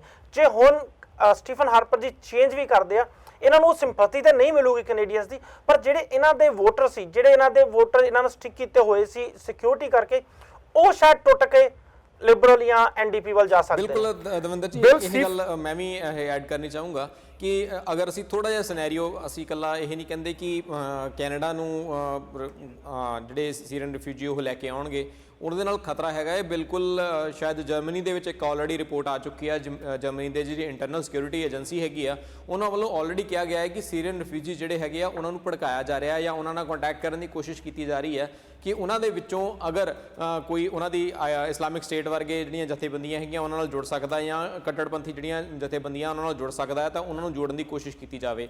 ਸੋ ਅਗਰ ਇਦਾਂ ਦੀਆਂ ਖਬਰਾਂ ਜਦੋਂ ਬਾਹਰ ਆਉਣਗੀਆਂ ਤੇ ਜਿਹੜਾ ਇੱਕ ਵਿਸ਼ਵਾਸ ਹੈਗਾ ਆ, ਅਗਰ ਹੁਣ ਸਟੀਵਨ ਹਾਰਪਰ ਜੀ ਨੰਬਰ ਆਪਣਾ ਵਧਾਉਂਦੇ ਆ ਤੇ ਇੱਕ ਵਿਸ਼ਵਾਸ ਜਿਹੜਾ ਸਿਕਿਉਰਿਟੀ ਨੂੰ ਲੈ ਕੇ ਉਹ ਲੋਕਾਂ ਦੇ ਵਿੱਚ ਬਣਾਇਆ ਹੋਇਆ ਸੀਗਾ ਕਿ ਹਾਂਜੀ ਅਸੀਂ ਸਿਕਿਉਰਿਟੀ ਉਹਨਾਂ ਨੇ ਕਰ ਰਹੇ ਸੀਗੇ, ਉਹ ਵਿਸ਼ਵਾਸ ਜ਼ਰੂਰ ਕਿਤੇ ਨਾ ਕਿਤੇ ਟੁੱਟੂਗਾ ਕਿ ਹਾਂਜੀ ਇਹਨਾਂ ਨੇ ਵੀ ਸਿਰਫ ਵੋਟਾਂ ਨੂੰ ਧਿਆਨ ਵਿੱਚ ਰੱਖਦੇ ਹੋਏ ਜਿਹੜਾ ਵਿਸ਼ਵਾਸ ਆਪਣਾ ਤੋੜ ਲਿਆ ਆ। ਜਦੋਂ ਗੱਲ ਮੈਂ ਕਿਹਾ ਸੀ ਵੀ ਇਲੈਕਸ਼ਨ ਕੈਂਪੇਨ ਸ਼ੁਰੂ ਹੋਇਆ ਸੀ, ਅਸੀਂ ਉਮੀਦ ਕਰਦੇ ਸੀ ਕਿ ਮਾਈਕ ਡਫੀ ਦਾ ਟ੍ਰਾਇਲ, ਬਿੱਲ C-51, ਕਾਫੀ ਰੌਲਾ ਸੀ। ਪਰਮਿੰਦਰ ਸਿੰਘ ਜੀ, ਬਿੱਲ C-51 ਦੇ ਬਾਰੇ ਕੀ ਲੋਕੀ ਹਜੇ ਵੀ ਗੱਲਾਂ ਕਰਦੇ ਨੇ ਜਾਂ ਮਾਈਕ ਡਫੀ ਵਾਲੇ ਗੱਲਾਂ ਕਰਦੇ ਨੇ, ਜਾਂ ਉਹ ਇੱਕ ਪੁਰਾਣੇ ਮੁੱਦੇ ਹੋ ਚੁੱਕੇ ਨੇ, ਇਲੈਕਸ਼ਨ ਤੇ ਉਹਨਾਂ ਦਾ ਕੋਈ ਅਸਰ ਨਹੀਂ ਪੈਣਾ? ਦਵਿੰਦਰ ਜੀ, ਮਾਈਕ ਡਫੀ ਵਾਲਾ ਕੇਸ ਜਿਹੜਾ ਹੈਗਾ ਉਹ ਸ਼ਾਇਦ ਅਜੇ ਤੱਕ ਵੀ ਚਰਚਾ ਦਾ ਵਿਸ਼ਾ ਹੈਗਾ। ਅਗਰ ਅੱਜ ਦੀ ਅਸੀਂ ਨਿਊਜ਼ ਦੇਖੀਏ, ਉਹਦੇ ਵਿੱਚ ਵੀ ਜਦੋਂ ਪ੍ਰਿੰਸ ਐਡਵਰਡ ਆਈਲੈਂਡ ਦੇ ਵਿੱਚ ਸਟੀਵਨ ਹਾਰਪਰ ਜੀ ਗਏ ਆ ਤਾਂ ਉੱਥੇ ਉਹਨਾਂ ਤੋਂ ਸਵਾਲ ਜ਼ਰੂਰ ਪੁੱਛਿਆ ਗਿਆ ਹੈ, ਔਰ ਸ਼ਾਇਦ ਕਿਤੇ ਨਾ ਕਿਤੇ ਉਹਦੇ ਕਰਕੇ ਉਹ ਜਿਹੜਾ ਅਜੇ ਤੱਕ ਇਹ ਕੇਸ ਹੈਗਾ ਆ ਅਜੇ ਤੱਕ ਤਾਜ਼ਾ ਹੈ ਲੋਕਾਂ ਦੇ ਮਨਾਂ ਦੇ ਵਿੱਚ, ਤੇ ਉਹ ਸਵਾਲ ਅਜੇ ਕਿਉਂਕਿ ਕੋਈ ਵੀ ਕਲੀਅਰ ਕਲੈਰੀਫਿਕੇਸ਼ਨ ਜਿਹੜਾ ਹੈਗਾ ਆ ਉਹ ਪ੍ਰਧਾਨ ਮੰਤਰੀ ਵੱਲੋਂ ਨਹੀਂ ਦਿੱਤਾ ਗਿਆ। ਹਾਲਾਂਕਿ ਇਸ ਮੁੱਦੇ ਉੱਤੇ ਕੋਸ਼ਿਸ਼ ਜ਼ਰੂਰ ਕੀਤੀ ਗਈ ਆ, ਪਰ ਫਿਰ ਵੀ ਨਾ ਮੀਡੀਆ ਜਸਟੀਫਾਈ ਉਸ ਨੂੰ ਕਰ ਸਕਿਆ ਹੈ ਕਿ ਹਾਂਜੀ ਇਹ ਠੀਕ ਹੈਗਾ ਹੈ, ਜਾਂ ਮੀਡੀਆ ਨੂੰ ਉਹ ਦੱਸ ਸਕੇ ਆ ਪ੍ਰੋਪਰਲੀ, ਨਾ ਉਹ ਲੋਕਾਂ ਨੂੰ ਵਧੀਆ ਇਸ ਦਾ ਜਵਾਬ ਦੇ ਸਕੇ ਆ ਕਿ ਮੈਂ ਕੀਤਾ ਆ ਜਾਂ ਮੇਰੀ ਨੌਲੇਜ ਸੀਗਾ ਜਾਂ ਨਹੀਂ। ਕੋਈ ਵੀ ਸੈਟਿਸਫਾਈਡ ਨਹੀਂ ਹੋਇਆ ਉਸ ਚੀਜ਼ ਤੋਂ। ਦੂਜੀ ਤੁਸੀਂ ਗੱਲ ਕੀਤੀ ਹੈ ਕਿ ਚਾਹੇ ਸੀਰੀਅਨ ਰਿਫਿਊਜੀ ਦੀ ਜਾਂ ਕੋਈ ਹੋਰ ਜਿਹੜੇ ਉਸ ਤੋਂ ਬਿੱਲ C-51 ਦੀ ਆ, ਸੋ ਇੱਥੇ ਮੈਨੂੰ ਲੱਗਦਾ ਪਿਆ ਕਿ ਬਿੱਲ C-51 ਨੂੰ ਲੈ ਕੇ ਸ਼ਾਇਦ ਲੋਕ ਹੁਣ ਥੋੜਾ ਜਿਹਾ ਉਸ ਤੋਂ ਦੂਰ ਹੋ ਚੁੱਕੇ ਆ ਕਿ ਹਾਂਜੀ ਉਹ ਚੀਜ਼ ਵੀ ਸਾਡੇ ਦਿਮਾਗ ਦੇ ਵਿੱਚ ਹੈਗੀ ਆ ਕਿ ਉਹ ਸਿਕਿਉਰਿਟੀ ਇਸ਼ੂ ਕੋਈ ਹੈਗਾ ਆ। ਬਿੱਲ C-51 ਸ਼ਾਇਦ ਫਿਲਹਾਲ ਡਿਸਕਸ਼ਨ ਦਾ ਮੁੱਦਾ ਕਿਤੇ ਵੀ ਨਹੀਂ ਦਿਖਦਾ ਪਿਆ। ਗੱਲ ਰਿਫਿਊਜੀਜ਼ ਦੀ ਕੀਤੀ ਜਾਵੇ ਤਾਂ ਰਿਫਿਊਜੀ ਮੋਸਟਲੀ ਜਿਹੜੇ ਨੇਬਰਿੰਗ ਕੰਟਰੀਜ਼ ਦੇ ਵਿੱਚ ਜਾਂਦੇ ਨੇ। ਜੇ ਸਨ 2013 ਦੀ ਗੱਲ ਕੀਤੀ ਜਾਵੇ ਤਾਂ 2013 ਦੇ ਵਿੱਚ ਪਾਕਿਸਤਾਨ ਦੇ ਵਿੱਚ ਅਫਗਾਨਿਸਤਾਨ ਤੋਂ ਕਾਫੀ ਰਿਫਿਊਜੀ ਆਏ ਸੀ, ਤਾਂ 2013 ਦੇ ਵਿੱਚ ਅਫਗਾਨਿਸਤਾਨ ਦੇ ਵਿੱਚ ਕਾਫੀ ਵੱਡੀ ਸਮੱਸਿਆ ਚੱਲ ਰਹੀ ਸੀ। ਜੇ ਗੱਲ ਸੀਰੀਅਨ ਰਿਫਿਊਜੀ ਦੀ ਵੀ ਕੀਤੀ ਜਾਵੇ, ਜਿਹੜੀ ਸੀਰੀਅਨ ਰਿਫਿਊਜੀ ਦੀ ਪਰਾਮਾਰ ਆ ਸਭ ਤੋਂ ਵੱਧ ਲਬਨਾਨ ਤੇ ਜਾਰਡਨ ਦੇ ਵਿੱਚ ਆ, ਕਿਉਂਕਿ ਲਬਨਾਨ ਦੇ ਵਿੱਚ 4 ਦੇ ਵਿੱਚੋਂ 1 ਵਿਅਕਤੀ ਉਹ ਸੀਰੀਅਨ ਰਿਫਿਊਜੀ ਆ। ਉਸੇ ਤਰੀਕੇ ਜਾਰਡਨ ਦੀ ਗੱਲ ਕੀਤੀ ਜਾਵੇ ਤਾਂ UN ਦੀ ਇੱਕ ਏਜੰਸੀ ਨੇ ਇਹ ਵੀ ਖਬਰ ਦਿੱਤੀ ਆ ਕਿ ਕੈਨੇਡਾ ਦਾ ਗਵਰਨਮੈਂਟ ਦਾ ਇਹ ਕਹਿਣਾ ਕਿ 10 ਦੇ ਵਿੱਚੋਂ 1 ਰਿਫਿਊਜੀ ਅਸੀਂ ਲੈਂਦੇ ਆ, ਉਹ ਗਲਤ ਆ। ਕੈਨੇਡਾ ਪਰ ਕੈਪੀਟਾ ਦੇ ਹਿਸਾਬ ਦੇ ਨਾਲ ਰਿਫਿਊਜੀ ਅਸੈਪਟੈਂਸ ਦੇ ਵਿੱਚ 41st ਜਾਣੀ ਕਿ 48ਵੇਂ ਨੰਬਰ ਤੇ ਆਉਂਦਾ। 48ਵੇਂ ਨੰਬਰ ਤੇ ਕੰਟਰੀ ਦੇ ਵਿੱਚ ਜੇ ਅਸੀਂ ਰਿਫਿਊਜੀ ਅਸੈਪਟੈਂਸ ਕਰਦੇ ਹੋਈਏ ਤਾਂ ਉਸ ਦਾ ਇਲੈਕਸ਼ਨ ਇਸ਼ੂ ਬਣਨਾ ਵਾਜਬ ਹੈ ਜਾਂ ਨਹੀਂ? ਪਰਮਿੰਦਰ ਸਿੰਘ ਜੀ। ਦਵਿੰਦਰ ਜੀ, ਬਿਲਕੁਲ ਇਹਦਾ ਇਲੈਕਸ਼ਨ ਇਸ਼ੂ ਬਣਨਾ ਵਾਜਬ ਹੈਗਾ। ਇੱਕ ਜੇ ਅਸੀਂ ਹਿਸਟੋਰੀਕਲ ਦੇਖੀਏ ਤੇ ਵੀਅਤਨਾਮ ਕ੍ਰਾਈਸਿਸ ਜਦੋਂ ਸੀਗਾ ਉਸ ਟਾਈਮ ਤੇ ਸ਼ਾਇਦ 25,000 ਤੋਂ ਵੀ ਜ਼ਿਆਦਾ ਜਿਹੜੇ ਉੱਥੋਂ ਰਿਫਿਊਜੀ ਲਿਆਂਦੇ ਗਏ ਸੀਗੇ। ਇੱਕ ਜਿਹੜੀ ਹਿਸਟਰੀ ਹੈ ਕੈਨੇਡਾ ਦੀ, ਉਹ ਐਜ਼ ਅ ਹਿਊਮੈਨਿਟੇਰੀਅਨ ਏਡ ਪੂਰੀ ਦੁਨੀਆ ਦੇ ਵਿੱਚ ਰਹੀ ਹੈ ਕਿ ਕੈਨੇਡਾ ਹਿਊਮੈਨਿਟੇਰੀਅਨ ਏਡ ਜਿਹੜਾ ਹੈ ਉਹ ਪ੍ਰੋਵਾਈਡ ਕਰਦਾ ਰਿਹਾ ਆ, ਚਾਹੇ ਉਹ ਕਿਸੇ ਵੀ ਤਰੀਕੇ ਹੋਵੇ। ਸੋ ਇੱਥੇ ਵੀ ਇੱਕ ਰਿਸਪੌਂਸਿਬਿਲਿਟੀ ਬਣਦੀ ਹੈ, ਇੱਕ ਕੈਨੇਡਾ ਦੀ ਇਮੇਜ ਜਿਹੜੀ ਬਣੀ ਹੋਈ ਆ ਉਸ ਨੂੰ ਬਚਾਉਣ ਦੀ ਜ਼ਰੂਰਤ ਹੈਗੀ ਆ। ਪੋਲੀਟੀਕਲ ਇਸ ਦਾ ਮੁੱਦਾ ਬਣਨਾ ਜਾਇਜ਼ ਹੈਗਾ ਆ, ਔਰ ਸ਼ਾਇਦ ਇਹ ਪਹਿਲੀ ਵਾਰੀ ਨਹੀਂ ਹੈਗਾ ਕਿ ਇਹ ਬਣਿਆ, ਇਹ ਤੋਂ ਸ਼ਾਇਦ ਹੋਰ ਵੀ ਅੱਗੇ ਜਾ ਕੇ ਵੀ ਸ਼ਾਇਦ ਇਹ ਸੇਮ ਮੁੱਦਾ ਬਣਦਾ ਰਹੂਗਾ ਅਗਰ ਦੁਨੀਆ ਦੇ ਵਿੱਚ ਹਿਊਮੈਨਿਟੇਰੀਅਨ ਕ੍ਰਾਈਸਿਸ ਜਿਹੜੇ ਆਉਂਦੇ ਰਹਿਣਗੇ। ਇੱਥੇ ਬਹੁਤ ਸਾਰੇ ਹੋਰ ਮੁੱਦੇ ਵੀ ਜਿਹੜੇ ਆ, ਜੇ ਫਿਲਹਾਲ ਅਸੀਂ ਗੱਲ ਕਰੀਏ ਤੇ ਜਿੱਦਾਂ ਪਹਿਲਾਂ ਤੁਸੀਂ ਗੱਲ ਕੀਤੀ ਸੀ ਕਿ ਸੀਰੀਅਨ ਕ੍ਰਾਈਸਿਸ ਜਿਹੜਾ ਹੈਗਾ ਆ ਉਹ ਇਸ ਸਮੇਂ ਸਭ ਤੋਂ ਵੱਡਾ ਮੁੱਦਾ ਬਣਿਆ ਹੋਇਆ। ਉਸ ਤੋਂ ਬਾਅਦ ਇਕਨੋਮੀ ਆ ਰਿਹਾ। ਲੋਕੀ ਭਾਵੁਕ ਹੋ ਕੇ ਜ਼ਰੂਰ ਇਸ ਨੂੰ ਦੇਖਦੇ ਪਏ ਆ, ਪਰ ਇਨ ਦ ਲੌਂਗ ਰਨ ਇਹਦਾ ਕੀ ਰਿਜ਼ਲਟ ਨਿਕਲਦਾ ਉਹ ਸਾਨੂੰ ਦੇਖਣ ਲਈ ਇੰਤਜ਼ਾਰ ਕਰਨਾ ਪਊਗਾ। ਜਦੋਂ ਗੱਲ ਪਰ ਕੈਨੇਡੀਅਨਸ ਦੇ ਹਿਸਾਬ ਨਾਲ ਕੀਤੀ ਜਾਵੇ, ਅਸੀਂ ਕਹਿੰਦੇ ਕਿ ਰਿਫਿਊਜੀ ਤਾਂ ਕੈਨੇਡਾ ਦੇ ਵਿੱਚ ਜ਼ਿਆਦਾ ਨਹੀਂ ਆਉਂਦੇ, ਪਰ ਇਮੀਗ੍ਰੈਂਟਸ ਕਾਫੀ ਆਉਂਦੇ ਨੇ। ਜੇ ਗੱਲ ਪਿਛਲੇ 2014 ਦੀ ਗੱਲ ਕੀਤੀ ਜਾਵੇ, ਕਾਫੀ ਐਮਪੀਜ਼ ਨਾਲ ਅਸੀਂ ਗੱਲ ਕੀਤੀ ਸੀ, ਉਹਨਾਂ ਨੇ ਸਲਾਈਡ ਸ਼ੋਅ ਬਣਾਏ ਹੋਏ ਨੇ। ਦੱਸਿਆ ਗਿਆ ਸੀ ਕਿ 2,60,000 ਇਮੀਗ੍ਰੈਂਟ ਪਿਛਲੇ ਸਾਲ ਆਏ ਸੀਗੇ, ਪਰ ਜੇ 2,60,000 ਦੀ ਕੰਪੇਅਰ ਟੂ ਟੋਟਲ ਪਾਪੂਲੇਸ਼ਨ ਗੱਲ ਕੀਤੀ ਜਾਵੇ ਤਾਂ ਤਕਰੀਬਨ 733 ਆਲਮੋਸਟ 750 ਇਮੀਗ੍ਰੈਂਟ ਪਰ 100,000 ਕੈਨੇਡੀਅਨਸ ਦੇ ਅਕੋਰਡਿੰਗਲੀ ਇੱਕ ਸਾਲ ਦੇ ਵਿੱਚ ਆਉਂਦੇ ਨੇ। ਦੂਜੇ ਪਾਸੇ ਰਿਫਿਊਜੀਆਂ ਦੀ ਗੱਲ ਲੈਣ ਦੀ ਕੀਤੀ ਜਾਵੇ ਤਾਂ ਲਬਨਾਨ ਦੇ ਵਿੱਚ ਆਲਮੋਸਟ 9,000 ਰਿਫਿਊਜੀ ਪਰ 100,000 ਲੈਬਨੀਜ਼ ਜਿਹੜੇ ਉਹ ਹਰ ਸਾਲ ਲੈਂਦੇ ਨੇ। ਦੂਜੇ ਪਾਸੇ ਜੇ ਰਿਫਿਊਜੀ ਸੈਟਲਮੈਂਟ ਦੀ ਵੀ ਗੱਲ ਕੀਤੀ ਜਾਵੇ, ਆਲਮੋਸਟ ਮਿਲੀਅਨਸ ਰਿਫਿਊਜੀ ਸਾਲ ਦੇ ਵਿੱਚ ਬਣਦੇ ਨੇ, ਜ਼ਰੂਰੀ ਨਹੀਂ ਸੀਰੀਆ ਦੇ ਵਿੱਚ ਬਣਦੇ ਨੇ। ਆਲ ਓਵਰ ਵਰਲਡ ਦੇ ਵਿੱਚ ਜੇ ਪਿਛਲੇ ਸਾਲ ਦੀ ਗੱਲ ਕੀਤੀ ਜਾਵੇ ਤਾਂ ਆਲਮੋਸਟ 1.5 ਮਿਲੀਅਨ ਰਿਫਿਊਜੀ ਸੀਗੇ, ਪਰ ਜਿਹੜੇ ਕੰਟਰੀ ਕੈਨੇਡਾ ਵਰਗੇ ਕੰਟਰੀ ਜਾਂ USA ਵਰਗੇ ਜਾਂ ਯੂਰਪ ਦੇ ਕੰਟਰੀ ਉਹਨਾਂ ਦੀ ਸੈਟਲਮੈਂਟ ਦੀ ਗੱਲ ਕਰਦੇ ਨੇ, ਉਹਨਾਂ ਦੀ ਸੈਟਲਮੈਂਟ ਦੇ ਵਿੱਚ ਸਿਰਫ 1,05,000 ਰਿਫਿਊਜੀ ਹੀ ਸੈਟਲ ਹੋਏ ਸੀ, ਜਿਨ੍ਹਾਂ ਦੇ ਵਿੱਚੋਂ 22-23,000 ਕੈਨੇਡਾ ਦੇ ਵਿੱਚ ਵੀ ਟੋਟਲ ਰਿਫਿਊਜੀ ਆਏ ਸੀ। ਜਦੋਂ ਇਹਨਾਂ ਰਿਫਿਊਜੀਜ਼ ਦੀ ਗੱਲ ਕੀਤੀ ਜਾਵੇ, ਜਦੋਂ ਨੇਬਰਿੰਗ ਕੰਟਰੀ ਦੀ ਗੱਲ ਕੀਤੀ ਜਾਵੇ, ਜਿਹੜਾ ਭਾਰ ਕਿਸੇ ਦੂਜੇ ਦੇਸ਼ ਦੀ ਅਨਸਟੇਬਿਲਿਟੀ ਨਾਲ ਉਹ ਚੱਲਦੇ ਨੇ, ਕੀ ਮਨੁੱਖਤਾ ਦੇ ਨਾਂ 'ਤੇ ਸਾਰੇ ਦੇਸ਼ਾਂ ਦਾ ਫਰਜ਼ ਨਹੀਂ ਬਣਦਾ ਕਿ ਡਿਸਪਲੇਸ ਹੋ ਕੇ ਜੇ ਰਿਫਿਊਜੀ, ਜੇ ਸੀਰੀਅਨ ਰਿਫਿਊਜੀ ਲੈਬਨਾਨ ਜਾਂ ਜਾਰਡਨ ਜਾਂ ਹੁਣ ਜਰਮਨੀ ਦੇ ਵਿੱਚ ਜਾ ਰਹੇ ਨੇ, ਤਾਂ ਉਹਨਾਂ ਦੀ ਉੱਥੇ ਉਹਨਾਂ ਨੂੰ ਨਾ ਕਿ ਇੱਥੇ ਲਿਆ ਕੇ ਵਸਾਇਆ ਜਾਵੇ, ਉਹਨਾਂ ਦੇ ਬਸੇਵੇ ਦੇ ਵਿੱਚ ਉਹਨਾਂ ਕੰਟਰੀ ਦੇ ਵਿੱਚ ਜਾ ਕੇ ਕੋਈ ਫਾਈਨੈਂਸ਼ੀਅਲ ਮਦਦ ਕੀਤੀ ਜਾਵੇ। ਬਿਲਕੁਲ ਹੋਣਾ ਚਾਹੀਦਾ ਦਵਿੰਦਰ ਜੀ। ਆਈ ਥਿੰਕ ਇਹਦੇ ਨਾਲ ਵੀ ਹੈਲਪ ਮਿਲੂਗੀ। ਬਾਕੀ ਜਿਹੜੀ ਤੁਸੀਂ UN ਦੀ ਕਾਫੀ ਐਗਜ਼ਾਮਪਲ ਦਿੱਤੇ ਦਵਿੰਦਰ ਜੀ, ਪਰ UN ਮਿਡਲ ਈਸਟ ਵਾਲੀ ਕੰਟਰੀ ਵੱਲ ਕਿਉਂ ਨਹੀਂ ਮੂਵ ਕਰਦਾ, ਉਹਨਾਂ ਨੂੰ ਕਿਉਂ ਨਹੀਂ ਫੋਰਸ ਕਰਦਾ? ਹੁਣ UAE ਵਰਗੀ ਕੰਟਰੀ ਨੇ ਅਜੇ ਤੱਕ 0 ਰਿਫਿਊਜੀ ਲਏ ਨੇ। ਜਿਹੜਾ ਕ੍ਰਾਈਸਿਸ ਹੋਇਆ ਵਾ ਸਿਰਫ ਯੂਰੋਪੀਅਨ ਕੰਟਰੀ ਦਾ ਜਾਂ ਨਾਰਥ ਅਮਰੀਕਨ ਕੰਟਰੀ ਦਾ ਫਰਜ਼ ਨਹੀਂ ਆ, ਮਿਡਲ ਈਸਟਰਨ ਕੰਟਰੀ ਦਾ ਫਰਜ਼ ਹੋਣਾ ਚਾਹੀਦਾ ਵਾ। ਆਈ ਮੀਨ ਜਿਹੜੇ ਹੁਣ US ਵਰਗੇ ਪਾਵਰਫੁਲ ਕੰਟਰੀਜ਼ ਨੇ, ਜਦੋਂ ਇਹ ਦੱਸਦੇ ਨੇ UAE ਵਰਗੀ ਕੰਟਰੀ ਨੂੰ ਸਾਡੇ ਅਲਾਈਜ਼ ਨੇ, ਇਹ ਸਾਡੇ ਉਹਨਾਂ ਦੀ ਬਿਜ਼ਨਸ ਪਾਰਟਨਰ ਨੇ, ਉਦੋਂ ਕਿਉਂ ਨਹੀਂ ਉੱਥੇ ਫੋਰਸ ਕੀਤਾ ਜਾਂਦਾ? ਜਦੋਂ ਰਸ਼ੀਆ ਉੱਤੇ ਸੈਂਕਸ਼ਨਸ ਲਾਏ ਜਾਂਦੇ ਆ, ਮਿਡਲ ਈਸਟ ਵਰਗੀ ਵਾਲੀਆਂ ਕੰਟਰੀਆਂ ਤੇ ਕਿਉਂ ਨਹੀਂ ਸੈਂਕਸ਼ਨ ਲਾਏ ਜਾ ਰਹੇ? ਜਿਹੜੀ ਰਿਫਿਊਜੀ ਦੀ ਸਮੱਸਿਆ ਹੈਗੀ ਆ, ਉਹ ਕੋਈ ਨਵੀਂ ਸਮੱਸਿਆ ਨਹੀਂ, ਇਕੱਲੇ ਸੀਰੀਆ ਤੇ ਇਰਾਕ ਦੇ ਵਿੱਚ ਨਹੀਂ ਆਈ, ਤੇ ਇਹ ਪਹਿਲੀ ਵਾਰ ਨਹੀਂ ਹੋਇਆ ਕਿ ਪਹਿਲੀ ਵਾਰ ਆਈ ਆ, ਤੇ ਨਾ ਹੀ ਆਖਰੀ ਵਾਰ ਆਈ ਆ। ਪਰ ਕੀ ਵਰਲਡ ਸਟੇਜ ਤੇ UN ਨੂੰ ਥੋੜਾ ਜਿਹਾ ਪ੍ਰੋਐਕਟਿਵ ਹੋ ਕੇ ਦੂਜੇ ਕੰਟਰੀਆਂ ਨੂੰ ਇੱਕ ਸਖਤ ਨਿਰਦੇਸ਼ ਦੇਣੇ ਚਾਹੀਦੇ ਨੇ ਕਿ ਜੇ ਨਾਰਥ ਅਮਰੀਕਨ ਕੰਟਰੀ ਦੀ ਜਾਂ ਯੂਰਪੀਅਨ ਕੰਟਰੀ ਦੀ ਰਿਸਪੌਂਸਿਬਿਲਿਟੀ ਬਣਦੀ ਆ, ਤਾਂ ਦੂਜੇ ਅਫਰੀਕਨ ਜਾਂ ਮਿਡਲ ਈਸਟਰਨ ਕੰਟਰੀਜ਼ ਦੀ ਵੀ ਜਾਂ ਏਸ਼ੀਅਨ ਕੰਟਰੀਜ਼ ਦੀ ਵੀ ਕੋਈ ਨਾ ਕੋਈ ਜ਼ਿੰਮੇਵਾਰੀ ਤਾਂ ਬਣਦੀ ਆ। ਪਰਮਿੰਦਰ ਸਿੰਘ ਜੀ। ਦਵਿੰਦਰ ਜੀ, ਬਿਲਕੁਲ ਬਹੁਤ ਹੀ ਇਹ ਸਹੀ ਗੱਲ ਹੈਗੀ ਹੈ, ਇਹਦੇ ਵਿੱਚ ਕੋਈ ਦੋ ਰਾਏ ਨਹੀਂ ਹੈਗੀਆਂ। ਕੱਲੀ UAE ਦੀ ਗੱਲ ਨਹੀਂ ਅਸੀਂ ਕਰਾਂਗੇ, ਇੱਥੇ ਸਾਊਦੀ ਅਰੇਬੀਆ ਦੀ ਵੀ ਗੱਲ ਕਰਾਂਗੇ। ਬਹੁਤ ਵੱਡਾ ਕੰਟਰੀ ਆ, ਆਇਲ ਰਿਚ ਕੰਟਰੀ ਆ। ਜੇ ਅਸੀਂ ਫਾਈਨੈਂਸ਼ੀਅਲੀ ਦੇਖੀਏ ਤੇ ਬਹੁਤ ਜ਼ਿਆਦਾ ਸਟੇਬਲ ਹੈਗਾ, ਬਹੁਤ ਜ਼ਿਆਦਾ ਪੈਸਾ ਆ ਉਹਦੇ ਕੋਲ। ਉਹ ਜਿੰਨੇ ਮਰਜ਼ੀ ਚਾਹੇ ਰਿਫਿਊਜੀ ਉੱਥੇ ਸੈਟਲ ਕਰ ਸਕਦੇ ਆ।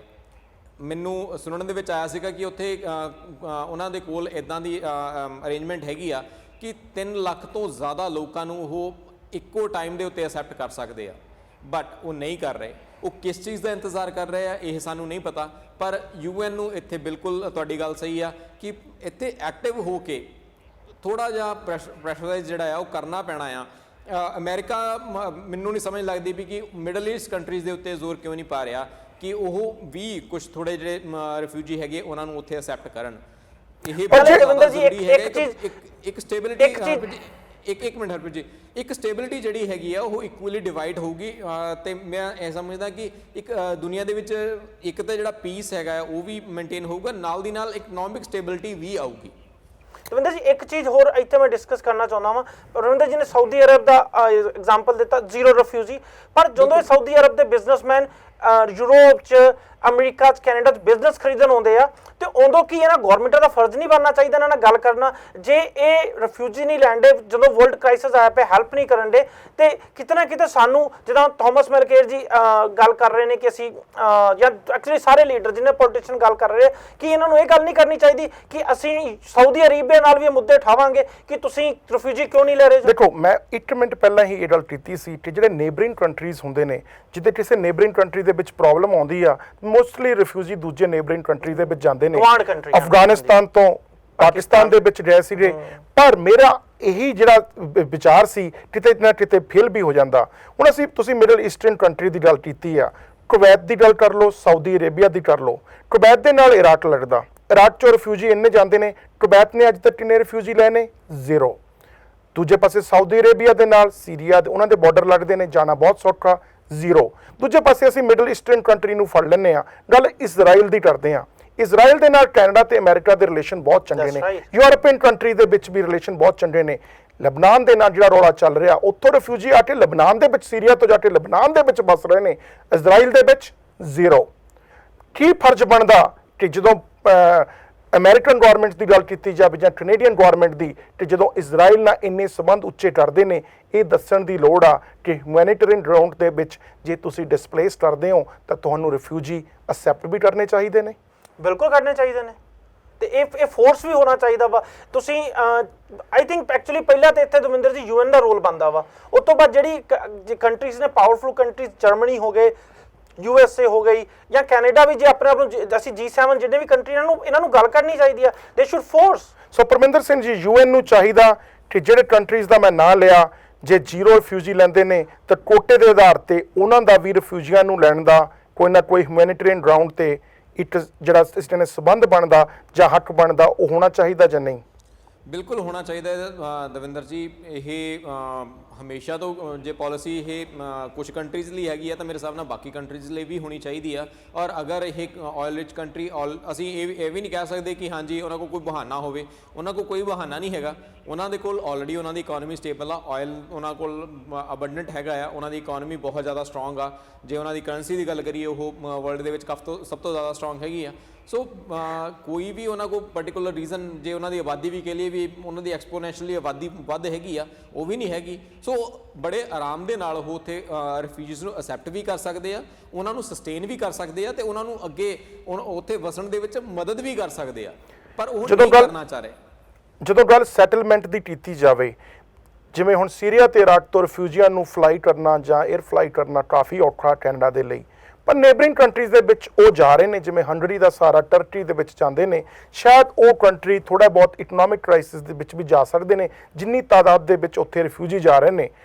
ਕੀ ਸੈਟਲਮੈਂਟ ਤੋਂ ਬਿਨਾ ਕਿਸੇ ਹੋਰ ਤਰੀਕੇ ਨਾਲ, like Aam talking about financial aid, Aam talking about medical aid, Aam talking about all kind of ਕੋਈ ਵੀ ਜੇ ਏਡ ਹੋਵੇ, ਕੋਈ ਸੋਸ਼ਲ ਏਡ ਹੋਵੇ, ਉਹ ਦੂਜੇ ਮੁਲਕਾਂ ਦੇ ਵਿੱਚ ਜਾ ਕੇ ਕੈਨੇਡਾ ਜਾਂ ਅਮਰੀਕਾ ਵਰਗੇ ਮੁਲਕ ਨੂੰ ਦੇਣੀ ਚਾਹੀਦੀ ਆ?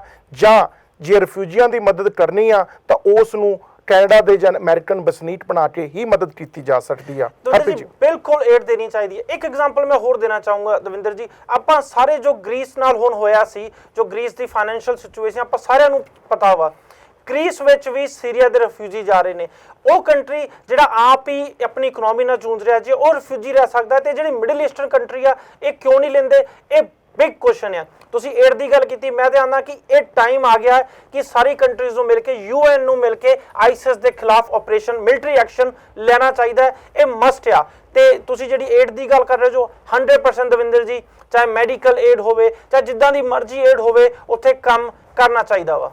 ਪਰ ਜਦੋਂ ਪਰਮਿੰਦਰ ਸਿੰਘ ਜੀ ਗੱਲ ਇਮੀਗ੍ਰੇਸ਼ਨ ਦੀ ਕੀਤੀ ਜਾਵੇ, ਇਮੀਗ੍ਰੇਸ਼ਨ ਦੇ ਵਿੱਚ ਜਿਹੜਾ ਪਹਿਲਾ ਅੱਜ ਕੱਲ੍ਹ ਦਾ ਟੌਪਿਕ ਚੱਲ ਰਿਹਾ ਕਿ ਵਾਈ ਪੀਪਲ ਇਮੀਗ੍ਰੇਟ, ਉਹਦੇ ਵਿੱਚ ਇਕਨੋਮਿਕ ਸੈਟਲਮੈਂਟ ਹੁੰਦਾ ਕਿ ਜਿਹੜੀ ਹਾਲਤ, ਜਿਹੜੀ ਫਾਈਨੈਂਸ਼ੀਅਲ ਹਾਲਤ ਨੇ ਉਹਨਾਂ ਨੂੰ ਲੈ ਕੇ ਲੋਕੀ ਮੂਵ ਕਰਦੇ ਨੇ।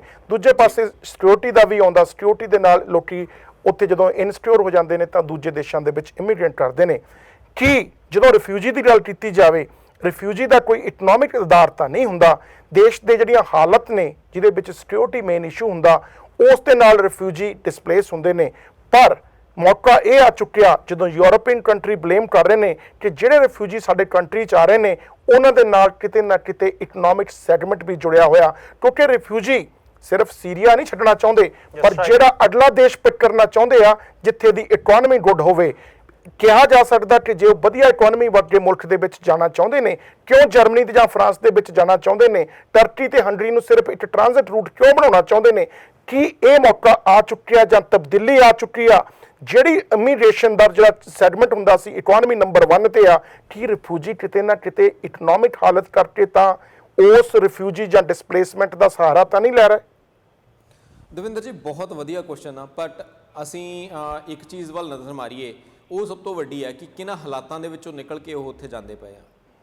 ਕੀ ਉਹ ਜਿਹੜਾ ਰਸਤਾ ਫੋਲੋ ਕਰਦੇ ਪਏ ਆ, ਕੀ ਉਹ ਸੇਫ ਸੀਗਾ, ਕੀ ਉਹਨਾਂ ਨੂੰ ਜਾਨ ਦਾ ਖਤਰਾ ਨਹੀਂ ਹੋਇਆ? ਅਸੀਂ ਆਲਰੇਡੀ ਦੇਖ ਚੁੱਕੇ ਹਾਂ ਹਜ਼ਾਰਾਂ ਦੀ ਤਾਦਾਦ ਦੇ ਵਿੱਚ ਲੋਕ ਕਿਸ਼ਤੀਆਂ ਪਲਟਣ ਦੇ ਨਾਲ, ਕਿਸ਼ਤੀਆਂ ਡੁੱਬਣ ਦੇ ਨਾਲ ਆਲਰੇਡੀ ਮਰ ਚੁੱਕੇ ਆ, ਲਾਪਤਾ ਨੇ, ਪਰ ਲੋਕ ਸਟਿਲ ਉਹ ਰਸਤਾ ਫੋਲੋ ਕਰਦੇ ਪਏ ਆ। ਸੋ ਕਿਤੇ ਨਾ ਕਿਤੇ ਉਹਨਾਂ ਨੂੰ ਆਪਣੀ ਜਾਨ ਦੀ ਪਰਵਾਹ ਨਹੀਂ ਹੈਗੀ, ਉਹ ਸਿਰਫ ਆਪਣੀ ਜਾਨ ਦਾ ਰਿਸਕ ਲੈ ਰਹੇ ਆ ਕਿ ਅਸੀਂ ਇੱਕ ਜਗ੍ਹਾ ਪਹੁੰਚ ਜਾਈਏ। ਹਾਂ, ਇਕਨੋਮਿਕ ਬਿਲਕੁਲ ਉਹ ਆਪਣੀ ਚਾਹੁੰਦੇ ਆ ਕਿ ਅਸੀਂ ਆਪਣੀ ਜਾਨ ਦੀ ਹਿਫਾਜ਼ਤ ਦੇ ਨਾਲ ਨਾਲ ਅਸੀਂ ਇਕਨੋਮਿਕਲੀ ਸਟੇਬਲ ਵੀ ਹੋ ਸਕੀਏ।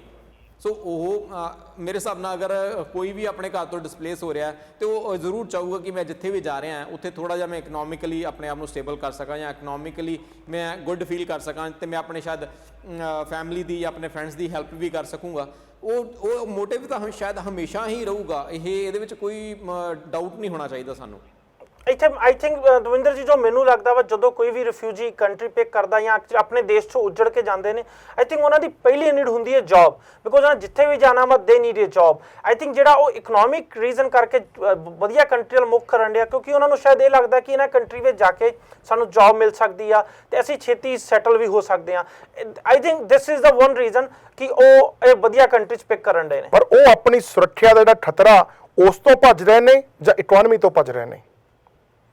ਗੁੱਡ ਇਕਨੋਮੀ ਵੱਲ ਜਾ ਰਹੇ ਨੇ ਦਵਿੰਦਰ ਜੀ, ਉਹ ਇਕਨੋਮੀ ਤੋਂ ਭੱਜਦੇ ਨਹੀਂ ਰਹੇ।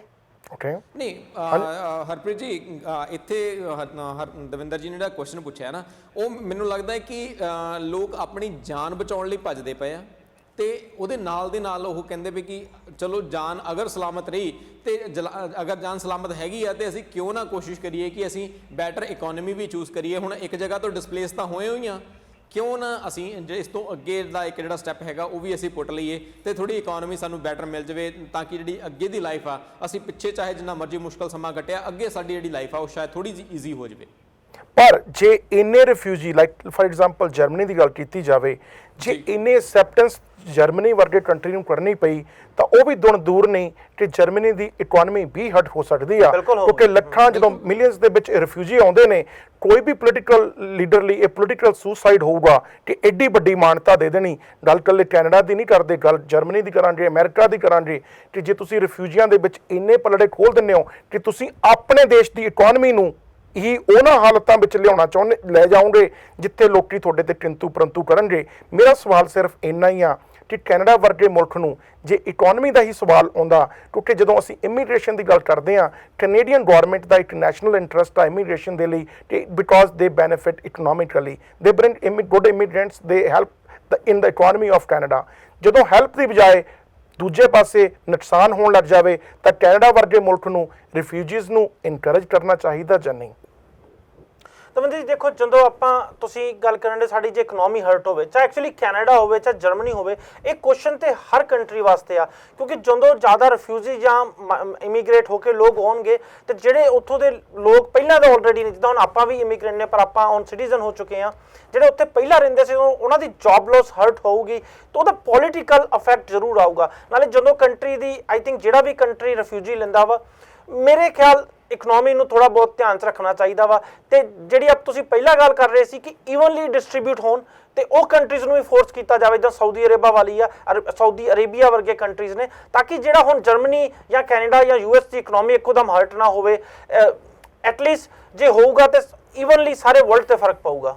ਜਦੋਂ ਗੱਲ ਰਿਫਿਊਜੀ ਸੈਟਲਮੈਂਟ ਦੀ ਆਉਂਦੀ ਆ, ਇਸ ਦੇ ਵਿੱਚ ਬੈਲੈਂਸ ਬਣਾਉਣਾ ਬਹੁਤ ਔਖਾ। ਗੱਲ ਮਿਡਲ ਈਸਟਰਨ ਕੰਟਰੀ ਦੀ ਕੀਤੀ ਜਾਵੇ, ਗੱਲ ਨਾਰਥ ਅਮਰੀਕਨ ਕੰਟਰੀ ਦੀ ਕੀਤੀ ਜਾਵੇ, ਏਸ਼ੀਅਨ ਕੰਟਰੀ ਦੇ ਵਿੱਚ ਵੀ ਜੇ ਹਿੰਦੁਸਤਾਨ ਦੀ ਗੱਲ ਕੀਤੀ ਜਾਵੇ ਤਾਂ ਅਸੀਂ ਸਾਰੇ ਜਾਣਦੇ ਹਾਂ ਕਿ ਬੰਗਲਾਦੇਸ਼ ਤੋਂ ਉੱਥੇ ਲੋਕੀ ਇਲੀਗਲ ਆਉਂਦੇ ਸੀਗੇ, ਉਹਨਾਂ ਦੇ ਨਾਲ ਸਾਨੂੰ ਹੁਣ ਬਾਰਡਰ ਵੀ ਚੇਂਜ ਕਰਨੇ ਪਏ ਨੇ। ਦੂਜੇ ਪਾਸੇ ਪਾਕਿਸਤਾਨ ਦੇ ਵਿੱਚ ਅਫਗਾਨਿਸਤਾਨ ਤੋਂ ਲੋਕੀ ਆਉਂਦੇ ਸੀ, ਰਿਫਿਊਜੀ ਕੈਂਪਸ ਬਣਾਏ ਜਾਂਦੇ ਨੇ। ਰਿਫਿਊਜੀ ਕੈਂਪਾਂ ਦੇ ਵਿੱਚ ਮੈਂ ਨਹੀਂ ਕਹਿੰਦਾ ਕਿ 100% ਜਿਹੜੇ ਲੋਕੀ ਰਿਫਿਊਜੀ ਹੁੰਦੇ ਨੇ, ਗਲਤ ਅਨਸਰ ਵੀ ਵੜਦੇ ਨੇ, ਉਹ ਗਲਤ ਅਨਸਰ ਜਾ ਕੇ ਕਿਸੇ ਦੂਜੇ ਦੇਸ਼ ਨੂੰ ਨੁਕਸਾਨ ਵੀ ਕਰਦੇ ਨੇ, ਜਿਹਦੇ ਵਿੱਚ ਸੁਰੱਖਿਆ ਦਾ ਖਤਰਾ ਵੀ ਮਹਿਸੂਸ ਹੁੰਦਾ, ਇਕਨੋਮੀ ਦਾ ਖਤਰਾ ਵੀ ਮਹਿਸੂਸ ਹੁੰਦਾ। ਇੱਕ ਬੈਲੈਂਸ ਬਹੁਤ ਵਧੀਆ ਜਿਹੜਾ ਬਣਾਉਣਾ ਚਾਹੀਦਾ, ਉਸ ਦੇ ਲਈ ਇਕੱਲਾ UN ਵੱਲ ਦੇਖਣਾ ਪਊਗਾ ਜਾਂ ਵੱਖ-ਵੱਖ ਦੇਸ਼ਾਂ ਨੂੰ ਆਪਣੀਆਂ ਵੱਖ-ਵੱਖ ਪਾਲਿਸੀਆਂ ਬਣਾਉਣੀਆਂ ਪੈਣਗੀਆਂ। ਪਰ ਅੱਜ ਕੱਲ੍ਹ ਜਦੋਂ ਅਸੀਂ ਕਹਿੰਦੇ ਗਲੋਬਲਾਈਜੇਸ਼ਨ ਦੇ ਦੌਰ ਦੇ ਵਿੱਚ ਇਹ ਦੇਖਣ ਨੂੰ ਜ਼ਰੂਰ ਆਇਆ ਕਿ ਜਿਹੜਾ ਸੀਰੀਅਨ ਕ੍ਰਾਈਸਿਸ ਆ, ਸੀਰੀਅਨ ਰਿਫਿਊਜੀ ਕ੍ਰਾਈਸਿਸ ਆ, ਉਸ ਦੇ ਨਾਲ ਕੈਨੇਡਾ ਦੇ ਵਿੱਚ ਜਿਹੜੇ ਇਲੈਕਸ਼ਨ ਚੱਲ ਰਹੇ ਨੇ, ਕਿਤੇ ਨਾ ਕਿਤੇ ਪੋਲੀਟੀਕਲ ਪਾਰਟੀਆਂ ਨੂੰ ਆਪਣੀ ਪਾਲਿਸੀ ਚੇਂਜ ਕਰਕੇ ਕਿਸੇ ਨਾ ਕਿਸੇ ਆਪਣੀ ਉਹ ਨਰਵ ਨੂੰ ਲੋਕਾਂ ਦੀ ਸਪੋਰਟ ਜਿੱਤਣ ਦੇ, ਲੋਕਾਂ ਦੇ ਇਮੋਸ਼ਨ ਜਿੱਤਣ ਦੇ ਲਈ ਆਪਣੀ ਪਾਲਿਸੀਜ਼ ਤੋਂ ਥੋੜਾ ਬਹੁਤ ਦੂਰ ਹੋਣਾ ਪੈ ਰਿਹਾ। ਉਮੀਦ ਕਰਦੇ ਹਾਂ ਕਿ ਇਹ ਪ੍ਰੋਗਰਾਮ ਤੁਹਾਨੂੰ ਬਹੁਤ ਪਸੰਦ ਆਇਆ ਹੋਊਗਾ। ਜ਼ਰੂਰੀ ਨਹੀਂ ਕਿ ਤੁਹਾਡੇ ਵਿਚਾਰ ਸਾਡੇ ਨਾਲ ਮਿਲਦੇ ਹੋਣ। ਅਸੀਂ ਤਿੰਨਾਂ ਨੇ ਹੀ ਕੋਸ਼ਿਸ਼ ਕੀਤੀ ਕਿ ਕਿਸੇ ਨਾ ਕਿਸੇ ਤਰੀਕੇ ਤੋਂ ਰਾਜਨੀਤਿਕ ਜਿਹੜੀ ਆਪਣੀ ਸਾਂਝ ਹੁੰਦੀ ਆ ਉਸ ਤੋਂ ਉੱਠ ਕੇ ਆਪਣੀ ਦਿਲ ਦੀ ਗੱਲ ਕੀਤੀ ਜਾਵੇ। ਇਸ ਪ੍ਰੋਗਰਾਮ ਸੰਬੰਧੀ ਆਪਣੇ ਵਿਚਾਰ ਤੇ ਸੁਝਾਅ ਦੇਣ ਲਈ ਤੁਸੀਂ ਹੇਠ ਲਿਖਾ ਈਮੇਲ ਐਡਰੈਸ ਜਾਂ ਫੋਨ ਨੰਬਰ ਯੂਜ਼ ਕਰ ਸਕਦੇ ਹੋ। ਇਹਨਾਂ ਵਿਚਾਰਾਂ ਤੇ ਸੁਝਾਵਾਂ ਸਦਕੇ ਹੀ ਪ੍ਰੋਗਰਾਮ ਨੂੰ ਵਧੀਆ ਬਣਾਉਣ ਦੇ ਵਿੱਚ ਸਾਨੂੰ ਕਾਫੀ ਮਦਦ ਮਿਲਦੀ ਆ। ਦੂਜੇ ਪਾਸੇ ਅਸੀਂ ਆਪਣੇ ਦਰਸ਼ਕਾਂ ਨੂੰ ਇਹ ਵੀ ਬੇਨਤੀ ਕਰਨੀ ਚਾਹਾਂਗੇ ਕਿ ਜੇ ਤੁਸੀਂ ਇਸ ਡਿਬੇਟ ਦੇ ਵਿੱਚ ਕਿਸੇ ਵੀ ਟੌਪਿਕ ਤੇ ਹਿੱਸਾ ਲੈਣਾ ਚਾਹੁੰਦੇ ਹੋ ਤਾਂ ਤੁਸੀਂ ਸਾਨੂੰ ਹੇਠ ਲਿਖੇ ਈਮੇਲ ਐਡਰੈਸ ਤੇ ਜਾਂ ਫੋਨ ਨੰਬਰ ਤੇ ਜ਼ਰੂਰ ਫੋਨ ਕਰਿਓ। ਸਾਨੂੰ ਤੁਹਾਨੂੰ ਆਪਣੀ ਟੀਮ ਦੇ ਵਿੱਚ ਸ਼ਾਮਲ ਕਰਕੇ ਬਹੁਤ ਬਹੁਤ ਖੁਸ਼ੀ ਹੋਊਗੀ। ਦੂਜੇ ਪਾਸੇ ਚੱਕਦੇ ਟੀਵੀ ਵੱਲੋਂ ਪਹਿਲਾਂ ਕੈਲਰੀ ਦੇ ਵਿੱਚ ਇੱਕ ਸਟੂਡੀਓ ਸੀ, ਹੁਣ ਟੋਰਾਂਟੋ ਦੇ ਵਿੱਚ ਖੋਲ੍ਹਿਆ ਗਿਆ ਤੇ ਇੱਕ ਥੋੜ੍ਹੇ ਜਿਹੇ ਮਹੀਨਿਆਂ ਦੇ ਵਿੱਚ ਵੈਨਕੂਵਰ ਦੇ ਵਿੱਚ ਵੀ ਇੱਕ ਸਟੂਡੀਓ ਖੋਲ੍ਹਿਆ ਜਾ ਰਿਹਾ। ਸਾਨੂੰ ਇੱਥੇ ਕੰਮ ਕਰਨ ਵਾਲੇ ਵਰਕਰਾਂ ਦੀ ਲੋੜ ਆ। ਉਸ ਦੇ ਵਿੱਚ ਨਿਊਜ਼ ਐਂਕਰ, ਡਿਬੇਟ ਹੋਸਟਿੰਗ ਜਾਂ ਦੂਜੇ ਕੋਈ ਬਾਲੀਵੁੱਡ ਦੇ ਸ਼ੋਅ ਦੇ ਵਿੱਚ ਜੇ ਤੁਸੀਂ ਸੋਚਦੇ ਹੋ ਕਿ ਤੁਹਾਡੇ ਵਿੱਚ ਇਹੋ ਜਿਹੀ ਕਲਾ ਹੈਗੀ ਆ ਕਿ ਤੁਸੀਂ ਚੱਕਦੇ ਟੀਵੀ ਦਾ ਪਾਰਟ ਬਣ ਸਕਦੇ ਹੋ ਤਾਂ ਤੁਸੀਂ ਸਾਨੂੰ ਚੱਕਦੇ ਟੀਵੀ ਦੀ ਜਿਹੜੀ ਥੱਲੇ ਈਮੇਲ ਤੇ ਆਪਣਾ ਰੈਜ਼ੂਮੇ ਭੇਜ ਸਕਦੇ ਹੋ ਜਾਂ ਫੋਨ ਨੰਬਰ ਤੇ ਸੰਪਰਕ ਕਰ ਸਕਦੇ ਹੋ। ਸਾਨੂੰ ਤੁਹਾਡੇ ਨਾਲ ਸੰਪਰਕ ਕਰਕੇ ਬਹੁਤ ਖੁਸ਼ੀ ਹੋਊਗੀ। ਅਖੀਰ ਦੇ ਵਿੱਚ ਅੱਜ ਸਾਡੇ ਨਾਲ ਜੁੜਨ ਲਈ ਬਹੁਤ ਬਹੁਤ ਧੰਨਵਾਦ। Thank you very much.